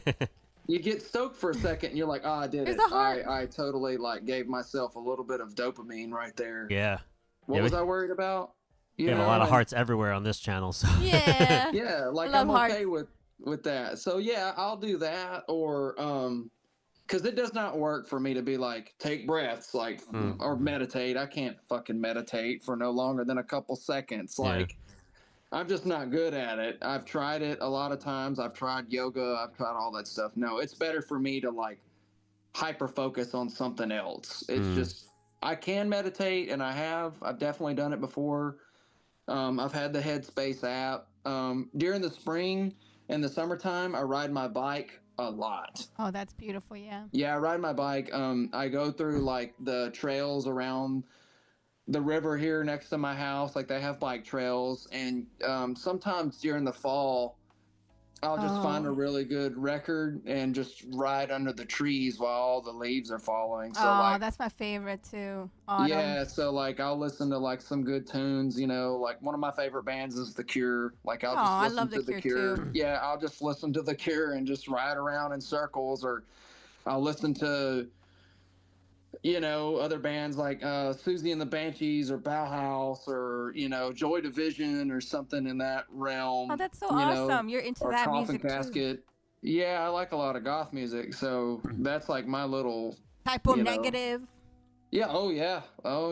I love Typo Negative a lot, man. Like, I like, man, October Rust is like, I only listen to October Rust in October. So, right? When the leaves are falling. We cover, it's gotta be fall. It doesn't make sense to listen to Typo when it's hot as fuck outside. That it needs to be cold, like. Right? It just feels right. We cover because obviously, like, we're a new band and we like have just a few like originals, so we'll cover a lot of different songs, and people are always like, wow, like, you guys cover Typo Negative, which is like not a thing that you see a lot, but Love You to Death is one of the covers we do. And it's funny because a lot of people's like, oh, who's gonna really? There's always at least one dude that comes up to us. He's like, dude, you did Typo Negative. I haven't heard anybody do that in years. And I was like, see, there's fans out there. And we'll do Deftones too. So like, it's cool. Like, when people actually, they have the same love for the song. Yeah, I love that whole October Rust record. Like, it's one of my favorites. Like, I can put it on from start to finish and just go, you know. That's another band I got Luna into. Yeah, Typo is one of my favorites for sure. I love that band. I'll listen to them, you know, like I said, when it's a little cooler outside and I'm riding a bike in a hoodie. Like, yeah, it's fitting, you know, because sometimes I'll get up and I'll ride my bike early in the morning, and there's still like the condensation, the steam like coming off the water. Oh yeah, and it looks all eerie and shit. Yeah. Yeah, it looks all dark and shit. I like that. That's cool. Like, yeah, me too. Kind of scares me a little bit, and I like it. Like, I feel like somebody's gonna jump out the bushes and stab me. You know, but, you know, the allure of it all. But it gives me the strength, because I'm like, I wish you would jump out so I can fucking drown you. You know, like, I got drumsticks, motherfucker. Like, I'll drown you today. It's fine. I don't care. Like, but yeah, that's like, a crock. Yeah, because I'm the only one on the bike path at 6 o'clock in the morning. Yeah. You know, like, something about being on a bike. You know, the wind, the brisk air, being free, listening to music. Yeah, until you hit a bridge that's a little wet. Yeah. Yeah, you do that. You'll come down a hill and you'll hit like a wet wood bridge, and then the bike comes out from under you, and you just like sliding across. And then you look up and make sure nobody saw you. And then the one person that did see you, you're just like, yeah, just go ahead and laugh. Like, I know, it was funny. My leg hurts, you know, like, I've done that before. I've totally like eat shit on a bridge before. When I wrote, like, because I do recreations of the covers, right, for backing tracks every Saturday, and this Saturday he did a perfect circle. I was working on a perfect circle, 3 Libras. Yep. But when I did Typo Negative, I really enjoyed the structure of their music, like the way they kind of flowed everything together, and I think it was like one of my best sounding like mixes from having to recreate a song to catch all those little nuances of like the sounds that they throw in there, you know. And you normally don't listen or hear those things when you hear the songs, but then when you're recreating something, you find those little details that you're like, oh shit, that actually happens. Like, yeah, it's like learning it, like when you're like you guys know when you're learning songs, you're like, oh shit, he's doing that, like, or she's doing that, like, you know, that kind of goes back to the whole, like, when I saw Blake play those songs, I was like, oh shit, that's what he's doing. Like, it's a left hand lead. Like, was he left-handed? You know, so a lot of the drum fills I had to learn were all left-handed drum fills. You know, and the respect too comes with that. Yeah. I'm like, well, I can't make it about me. Like, so I just, oh, it's a left-hand lead fill. Okay, cool, we'll do that. You know, but yeah, it was, it's really cool to like hear different perspectives on things and listen to how music is laid out and how somebody else hears a part. Yeah. You know, and that's like, I was having a talk this morning with my singer, and like, you know, we had this one song recorded or whatever, and I was like, are you hearing this? Are you hearing what I'm hearing in this verse here? And he's like, well, I like that part. And I'm like, well, I'm not saying it's not a bad part. I'm just saying, like, I feel like the momentum is dying at this one section. Like, could you go back and listen to that? And he was like, yeah, sure. Well, I'm going in, like, yeah, sure. I'll take a listen. And even if it doesn't, like, even if my ear and my opinion falls through the cracks, the fact that he gave it a chance, like, I was like over the moon about, because I'm like, wow, like, this is cool. Like, it speaks volumes on like you know how people would take your consideration into, like, you know, their like process. He was like, well, I'm gonna go and tell you I don't know everything, so I mean, you know, and this is a guy telling me I don't know everything that has like fucking gold records on his wall. He's like, I don't know, you know, let's just go with it. Everyone's you know? still learning, you know.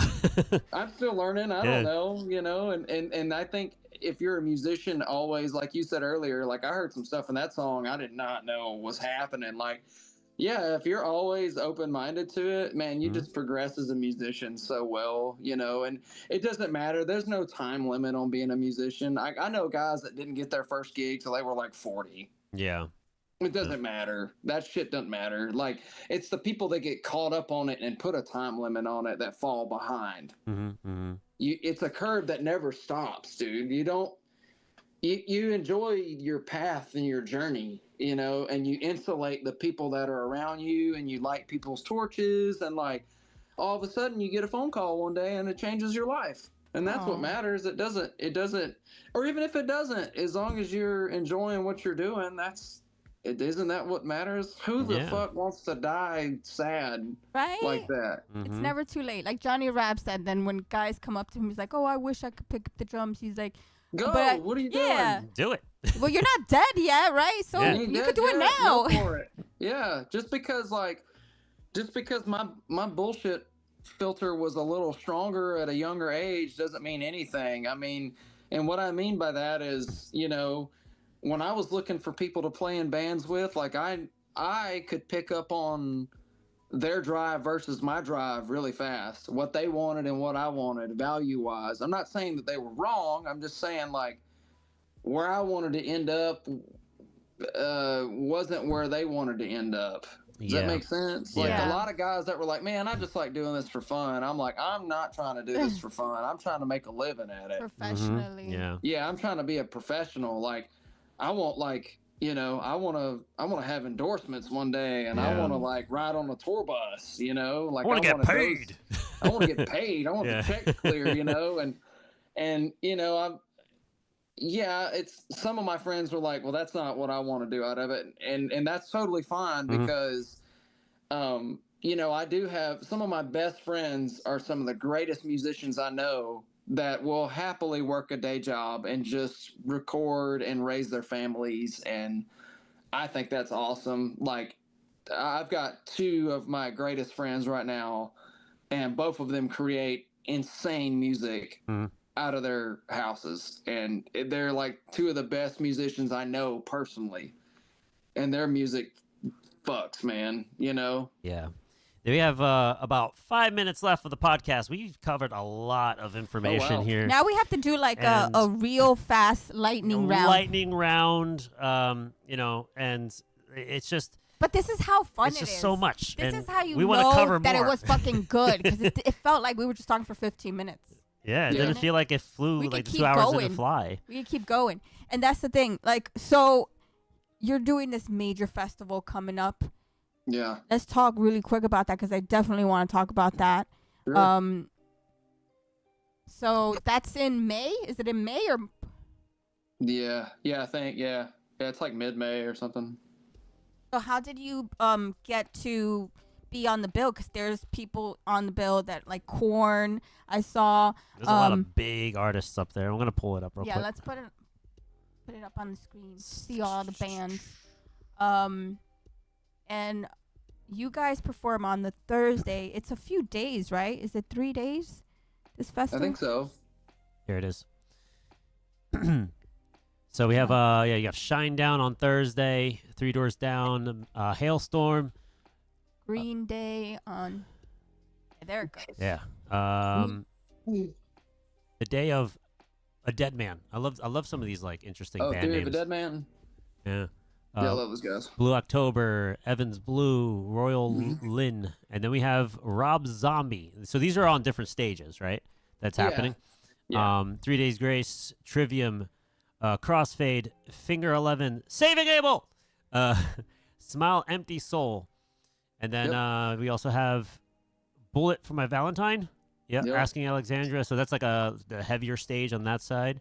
Mm-hmm. There's a lot of people playing in this festival. Exodus is playing. Those are my buddies. Converge. I've always wanted to watch Converge. That'll be fun. Rock. Was it Rock River? Rockville. Welcome to Rockville. Welcome to Rockville. Yeah. Yeah. So that's a festival in Florida. Mm-hmm. It's my first time hearing about the festival. Like we're just starting to like, really dive into like what's out there as far as festivals this year, and events. Yeah, for 2025, there's a lot of cool. Is this your first time playing at Rockville? Yes, mine. Yeah, my singers know. Are you excited? Are you nervous? No. Nah, what is he gonna be nervous about? He's been doing this for years. All that stuff, like. When did that like go away for you? Like you know how some people are like when they get into it and they get to that level where they're playing in front of thousands of people, it's like when they first jump on that stage, the nerves really just hit, right? No, because I give every single show that kind of attention. So it doesn't. I don't care if there's 5 people or 5 million people. You're going to get the same Dave. You go. I feel like when it's like 5 people, it's more nerve wracking than a lot of people. Like I don't know, but I'm gonna make sure they leave like with their ears bleeding, like because I came up like playing in like little metal bands and little rock bands where you had to like prop the door open with a rock to load in. I'm just grateful to be here, that kind of thing. So I wanted to also ask you about your drum kit because gear is big here. Okay. What is your setup and are you rocking your dream drum kit? What's the kit of your dreams, and if you have it in your possession right now? I'm so biased on that stuff. Right now I play DW kit. I use a 7-ply Maple Performance Series, 13 by 9, 24 by 14, 16 by 16. That's like the main. That's the shells. 1 up, 2 down. 1 up, 2 down. 1 up, 1 down. And then my snare drum, my number 1 snare drum. I've got a few, but like number 1 that kind of goes with me everywhere. 14 by 6.5 aluminum collector series snare drum. And then my cymbal setup is all Meinl cymbals, DW hardware, DW 5000 series pedals, Humensenberg cases. Mike Berg is really nice. I like him a whole lot. And then sticks. I'm using Vader drumsticks. I use all Evans drum heads. Thank you to those guys at Evans. They're really nice to me, and they send me things, and they're just easy to work with. Thanks, Steve Lovemeyer and Aaron and all you guys. But yeah, I mainly like to just play drums that anybody could obtain. Like, just pull them out the box and play them. Like, I'm okay with that. So, as far as like dream drum kit goes, man, I don't know. Like, I like whatever sounds good. If I can sit behind it and it feels like me, it's cool. Like, I'm okay with that. I'm not like brand specific. I buy what I like to buy and play what I want to play. I'm not, as far as that goes. But as far as like heads go, like, I will always play Evans drum heads. I've been playing Evans drum heads since I was 18 years old. They took a chance and gave me the opportunity to be an Evans artist, and I'll forever be thankful for that, But yeah, so Evans is my thing. That's kind of what I'm glued to at the moment. But other than that, no, I mean, I think every drum kit has its personality, and, a long time ago, I was at a drum shop and they told me, I was like, man, I don't really know if I want this size kick drum or this size kick drum. And the guy behind the counter goes, Dave, they all sound like a kick drum out front. It's whatever feels good to you, man. Yeah, and going to like those places like NAMM and you have all that gear around you, it's very like, whoa, like there's so many things that keep becoming like the new thing, that innovative, and it's like going to the basics and then also kind of making things, like what you feel the most comfortable with. Yeah, but to me, NAMM stands for networking and making memories. That's a good way of thinking of it. Yeah, so like all the gear is a bunch of noise to me. I go to NAMM to hang out with my friends in Los Angeles. Like, I've got my little subculture of friends there that I hang out with. I go do that thing. Do you go every year? Yeah. So we'll be seeing you next year. Yeah, hopefully we can I hit up my rep at Evans, and I'm like, hey, I'm going, and then he sends me a pass, and then I just go. And nice. I just go hang out with my friends. It's super fun. Like I said, I like all the gear and it's cool, but it's just, I don't go there to try to meet with gear people. I mean, if I see gear people I know, then hey, if I see one of my reps, like this year I seen Aaron from Evans and we talked for a bit, but I don't go in there trying to look for a deal because that don't have anything to do with what I'm about. I'm not out here trying to do that. Like I said, I play what I like and play what I want to play. And if I just so happen to meet the guy or the girl or whatever that has something to do with the company and we make friends and he or she offers, hey, we can help you out, then that's cool. But if not, I don't go after it like that. So NAMM, that's not what NAMM's about for me. So getting endorsements too, sometimes like getting that those connections too are pretty cool if you can too. Yeah, I mean, like I said, I've got a few endorsements, but like those had nothing to do with NAMM. Those came because I was already ordering stuff from those companies, and they were like, I was like, hey, what, like, if you guys do like, this endorsement thing, like, how does that work? And they were like, well, you get, this much off or whatever, and you support us and we support you. Remember that, like, you endorse us, we don't endorse you. Yeah. And it's how much like you can help us too.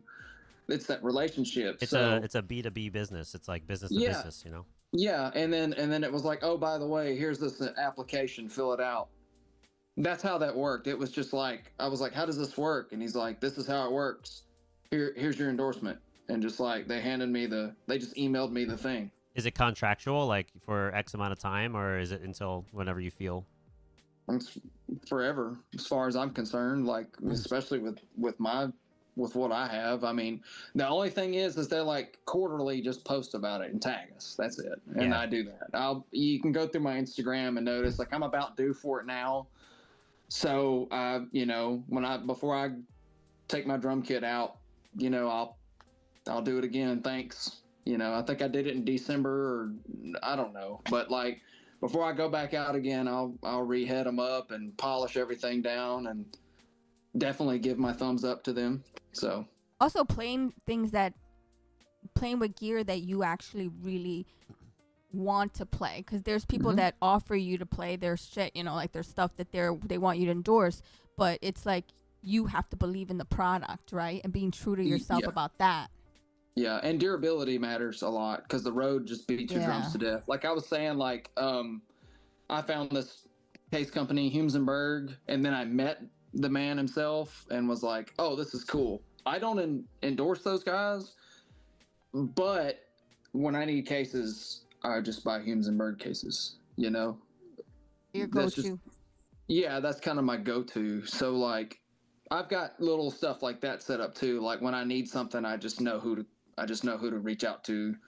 And I don't ask for X amount of dollars off or whatever. I don't really care. Mine is just like, hey, I really dig this. And then that's it. Like it's whatever I like. I don't really, and if I am involved in the endorsement side of things, I would much rather play something that anybody could see me play and go, oh, I can order that and pull it right out of the box and just do it, you know? Because at the end of the day, like, you know, like I said, I'm kind of biased on it. Like your tone comes from you. It's not what you're playing. Like it doesn't matter. Like especially with drums, like I know guys that like crush on like a $500 set of drums, and guys that can't keep their $3,000 drums in tune. Yeah. That's true. I mean, you see people busking here in the city, and there's guys on buckets, and you're like, damn, imagine if he was on a real kit.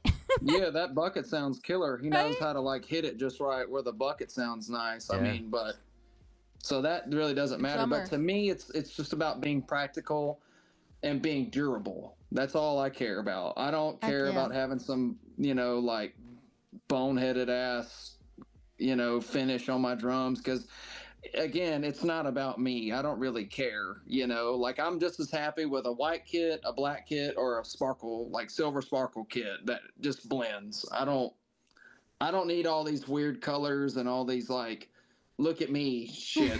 I don't really care, you know? Yeah, it doesn't matter.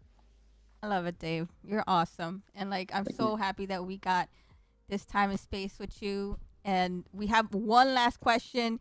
And it might be easy, it might be hard, but I'm really, really excited to hear this list because I know that you have amazing taste in music. So we always ask everyone, what is the 12 songs of the soundtrack of your life? And what, you know, each song, what it means. It could be the song that, you know, you rode your bike with when you was a kid, that you went to, you know, like it could be anything. The first song you learned on the drums. It could be something that just hits your heart. It could be a song that reminds you of your parents growing up. But it's the 12 songs that signify the soundtrack of your life. Go. Okay, so first song that I ever listened to that just totally captivated me. I was about 6. And I heard the song Rocket by Def Leppard. And I had the headphones on, and it was like a 5 CD changer or whatever. And I just kept turning the volume up as loud as it could go. And like, I remember squeezing the headphones to my ears when I was like 6 and hearing all those sounds and like hearing the rocket take off, you know, like like layer after layer of Def Leppard's music just like took the fuck off in my brain, and it just blew my mind, and it still does. Like the intro to Rock Till You Drop, like from the Power Mania record, like when I heard that, it was like, oh man, it was like umami to my brain. Yeah. So I would say Rocket by Def Leppard is number 1 for sure. And then I guess the first I'd say shit. This is a really hard one, but it makes sense. I guess. Let's see. Deftones, self-titled, Hexagram. Oh, okay. When I first heard that song, I didn't understand it, and it sounded funky to me. But the older I got, the more I appreciated it. It's the synth part in the back, the descending synth part in the back over the top of the choruses, or laying under the choruses. Yeah, Like that caught my ear for sure. So that was a big one for me, because I had to slowly appreciate that song over the course of my life. Like I felt it took me forever to fall in love with that song. Does that make sense? Yeah. You could understand it at the beginning, and then over time, you started to really feel it. It helped me appreciate like what I was listening to, but it took a long time to do so. Yeah. This is Exile by Whitechapel. That was the first like heavy shit I ever heard. That was like the first heavy thing I ever heard in my life. Like, what is this? Dude, it just like grabbed a hold of my shirt and like screamed at me, and it shocked me.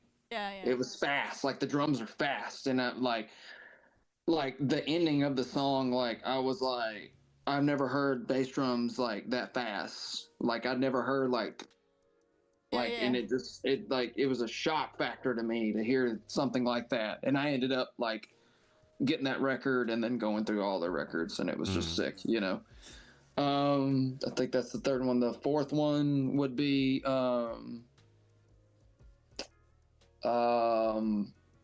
let's see. Probably The Hills Have Eyes by the Acacia Strain. The drumming on that was one of those things that I was like, I'm going to play drums like this. Like, when I heard it, I was like, this is the intensity I'm going to play when I play drums. I'm going to have volume. Yeah. It's the kick pattern. Yeah. Like right after the song starts or whatever, when he finishes the drum part, like his feet like modulate and like slow down, and then go back into like right before he goes to the D beat or whatever, and that just like the drum fill just like takes you around the world, and then all of a sudden it like slows down and then locks back into place, and you're like, oh, just man, ramps down. Yeah, it like slows down and then just like rips into the first verse. So I'd say The Hills Have Eyes was a big one for me. 5. Number 5 is let's see.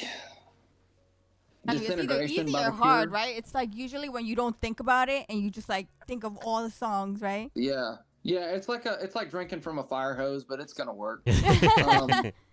Disintegration by The Cure. Oh yeah. Kind of tugged at my heartstrings for the first time, and made me listen to everything besides the drums. Yeah. You know, like I heard like the bass. Like I like the way Simon's bass tone sounds. It's really like gainy, you know. Which later I would find out how he gets that, because I went and seen him live and I cried so hard. Oh.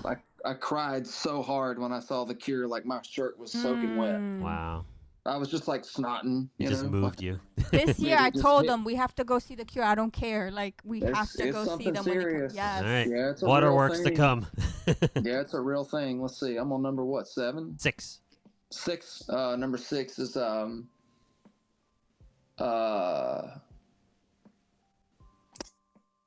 shit. That's a good band.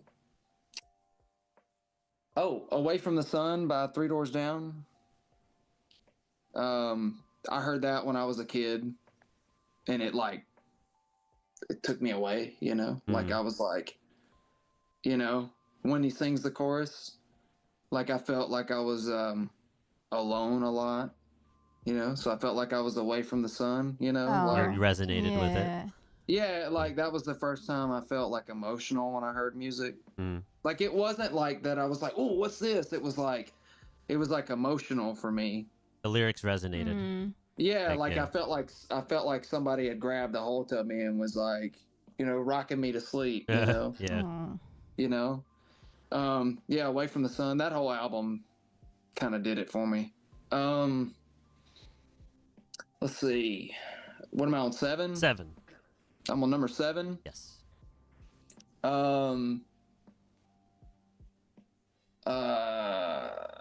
This is a newer one, but it's so sick, dude. I'm into a lot of like synth wave too. Like I like a lot of like Let's go. Yeah. I like a lot of synth pop. There's a song called After Dark by Mr. Kitty. Yeah, you just like, I don't know if you're into this or not, but like you could probably like eat some mushrooms and listen to it. Or if you just want to drive at nighttime, it's a driving song. It's a driving song. Yeah. Like it came onto one of my playlists one day, and it just like, Synthwave has some good tones. I gotta check out that one though. The kick drum, like it's got this like click. I don't know how to explain it. It's so much like bottom end, but After Dark by Mr. Kitty is this again. It's like a umami of flavor in my eardrums. I like that a lot. We're on 9. Number 9. 4 more. The Ballad of Leonard and Charles by Exodus on Exhibit A. And your buddies that you gonna be or B on tour B, with. Sorry. Oh, the guy that I'm playing a show with, yeah, Jack Gibson, the bass player from Exodus. He's my best friend. Wow. So that was the first time I'd met. Like I made like one of my best friends ever, and then he was like, "I play for this band," and I'm like, "I don't know much about him." And then I heard that song, and I was like, "Shit, I'm your fan now." Oh. Like, I'm your friend, but I'm also like a huge fan of yours. I wasn't a fan until after. Like he was my friend first, and then I became a fan of his band. Yeah. It's beautiful. Yeah. So, and there's a part at the end of the song where he's playing by himself. And it always makes me think of him. Oh, I get you.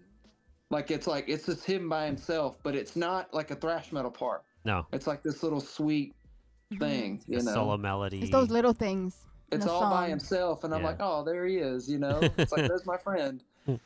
I'm at number 8 now. You're at number 9 now. 9. Yeah. Oh, at number 9. Okay. Number 9.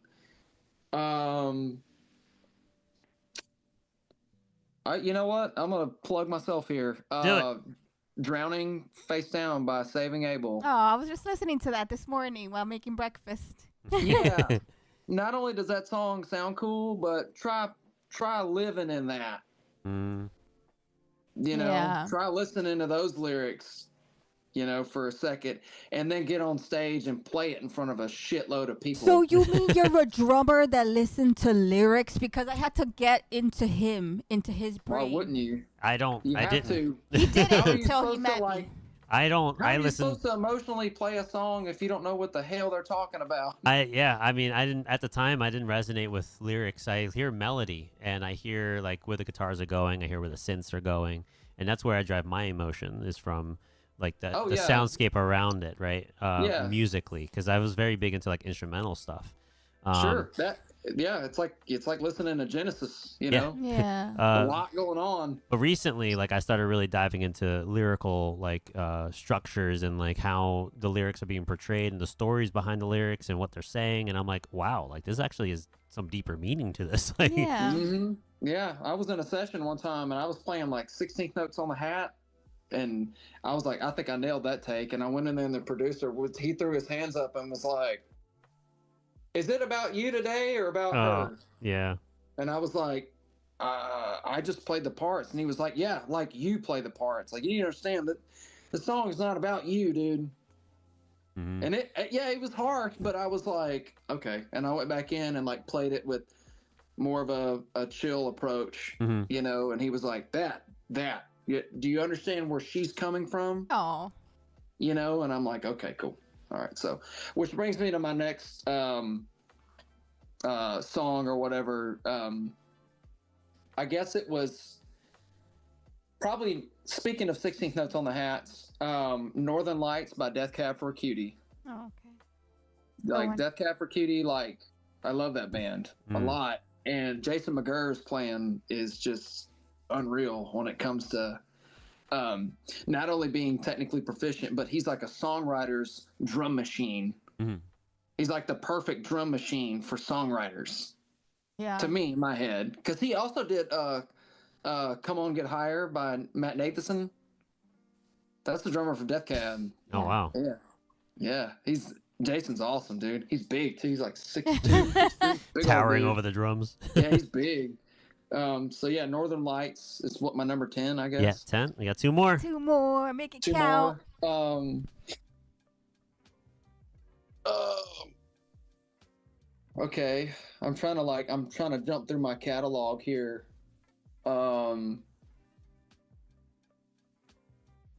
Okay. I'm really close. I'm trying to peg down the record right now. Let's see.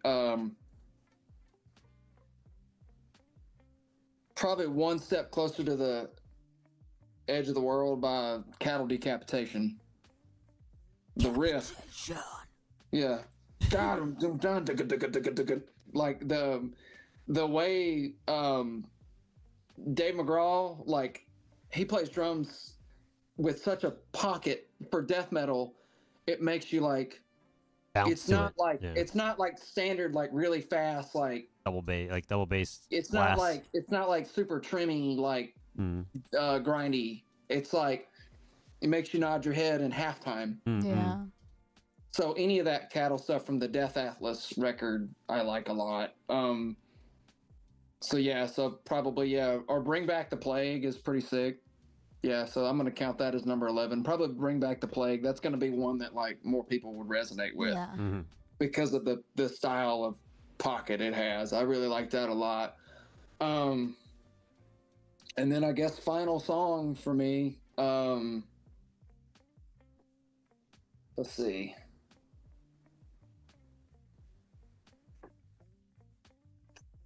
Weirdly enough, the first song that I ever learned how to play on the drums was In Bloom by Nirvana. Oh, that's a good one. Yeah. Yeah, that's the first one that I ever like grabbed my attention, and I was like, okay, that goes here and this goes here, and like, oh, it's this. That was the first time I went, oh, it's this. Yeah. And I played it like out loud and was like, this is so fucking cool. Like, yes, got it. Yeah. Like, I'm understanding this now. Yeah, In Bloom by Nirvana was like the first song I ever learned how to play. Nice. We made it through the 12 songs of your life. Yeah. Let's go. Awesome. I gotta ask you though, what's your favorite Soundgarden song? Ooh, shit. Halfway There. Aw, from King Animal. Yeah, it's a happy and sad song. Yeah, it's happy and sad all together. Yeah, aw. You're like, oh, when you listen to it, but then you're like, oh, it starts out happy, and then it's like, oh, it's not happy. And the drumming's like really fun. It's like nice and happy and bouncy, but then it gets like sad and like it's an emotional roller coaster. It's an emotional roller coaster from start to finish. Yeah, Halfway There. I mean, I love the Super Unknown record, and like I love like 4th of July and all those like bone crushing tunes, or Rhinosaur. I love Rhinosaur. Yeah. Yeah, but Halfway There is like probably one of my favorite Soundgarden songs. Yeah, that's definitely not one you hear very often. That's awesome. I just had to ask you that one. All right. Yeah. Dave, thank you so much for being on our show, and I'm so happy that Wayne, told us about you guys, and he's like that guy. He doesn't not have a smile all the time. He has the best smiles he's great. Too. Every time, I'm the first day I ever met him, I shook his hand and I asked, I said, "Are you Wayne Shovelin?" And he was like, he yes, just smiled and nodded, and I was like, he's so nice, and so nice. I've always enjoyed like just watching his pictures and videos and all that. And Johnny was the same way, man. Johnny was super cool with me. And when they came to Nashville, I drove up to the arena, and yet again, just super sweet and nice to me. So yeah, Wayne's awesome. He also teched for Greg Upchurch, so. If he's cool with Greg, you're fucking cool with me, man. Like, so. Yeah, glad to. I look up to those guys. They're cool. To have them on and have, gotten their experiences, and then, show us you, and then, get to hear your background and your developments and what you're doing and your achievements and where you started to where you are now. I'm so it's such a journey, and there's so much more we could be talking about. Oh yeah. We would love to have you back in the near future. After your tours and stuff has ended, we can discuss any future projects and plans. But we'll definitely keep in touch. And if you're ever in the New York City area, look us up. Cool. It'll be awesome. And cool. Yeah, so is that the tour, right? When's the first stop? Where is the first date of the tour this year? That I don't know. That you don't know yet. You got the itinerary yet? A lot of that stuff is like way over my head. I let them. They have to sort everything out. That way I'm always like, I don't know, dude. I open my phone one day and there it is. And I'm like, oh, I guess I'm going to be gone for 3 months. Yeah, you were saying. Starting tomorrow. You'll sit down and the phone will ring. He's like, okay, these dates. Whatever anybody is sorting out, they have to sort that out. I don't know. I'm just along for the ride. So Rockville is the date. That we could say. So that's for sure. Any last tidbits you want to throw out there to let people know what you have going on, what they should look for, and before we send you off? Yeah, I'm always down to chat, man. Like I'm pretty open about things. I'm not too good for anybody. I'm pretty happy to meet anybody, or if they want to hit me up or whatever, you can follow me on Instagram. My handle is Groove Thumper. It's a name I came up with when I was like 14, and it stuck. It was just the rabbit off of Bambi. Oh, Thumper. Like, yeah, his foot. So I was like, oh, that's cool. Like, so I did that, and then a TikTok. It's also Group Thumper. It's the same shit. And then Facebook, just my name. Awesome. So yeah, and I've always got videos and stuff on there. I do take social breaks from every once in a while. I don't like stay on social media constantly. My phone has this thing where it turns off after so many hours. I don't get as much screen. Yeah, I don't get screen time like some people. Yeah. My phone rejects me from doing that. That's good. Keep focused. Yeah. So I don't have a whole lot of followers because I don't post all the time. I do play gigs all the time. I just don't post videos. Like I don't have the time to like set the camera up. Like I'm too busy flipping through the charts, and I'm trying to I got my iPad on, and I'm working. You got another side of you that you got to worry about then. Yeah, I'm more concerned with that stuff. I don't really okay, cool, awesome. I did a cool drum fill. Great. Yeah. All right, whatever, dude. I got to move on now. All right, Dave. Thank you so much, Dave. It was amazing. One thing I got from this podcast is that you have a really beautiful heart. Not only a great drummer and great taste in music, but there's something really beautiful that I've seen today. And I want to thank you for giving us that light, because like you said, you light other people. And I could see that from just us talking for the last 2 hours. And I want to thank you for your time and space. It means a lot to us. And also, I always say that the most valuable thing you can give to someone is your time. So I want to thank you so much for giving us this time and space with you. Thank you so much. Whether it be the physical time or the time behind the drums. It is. I can't wait to see you live too. Yeah, we're looking forward to it. We'll check your itinerary, and then whenever you're in the New York area, we're definitely we'll meet up. Cool. Absolutely. I'm down. All right. Dave, stick around after the show. We're going to do our final goodbyes. Everyone else, make sure you're following Dave and Saving Abel everywhere. Watch for their tour dates. Check out the event at the Rockville in Florida coming in May. He hasn't posted on his Instagram with the dates, so check it out then. Big names too. And until next time, everyone, appreciate you for tuning in, watching, hanging out. We will have another show real soon. Until then, have a great rest of your day, night, week. Much love, guys. Much love. Goodbye. YenYorkCity Podcast. YenYorkCity Podcast.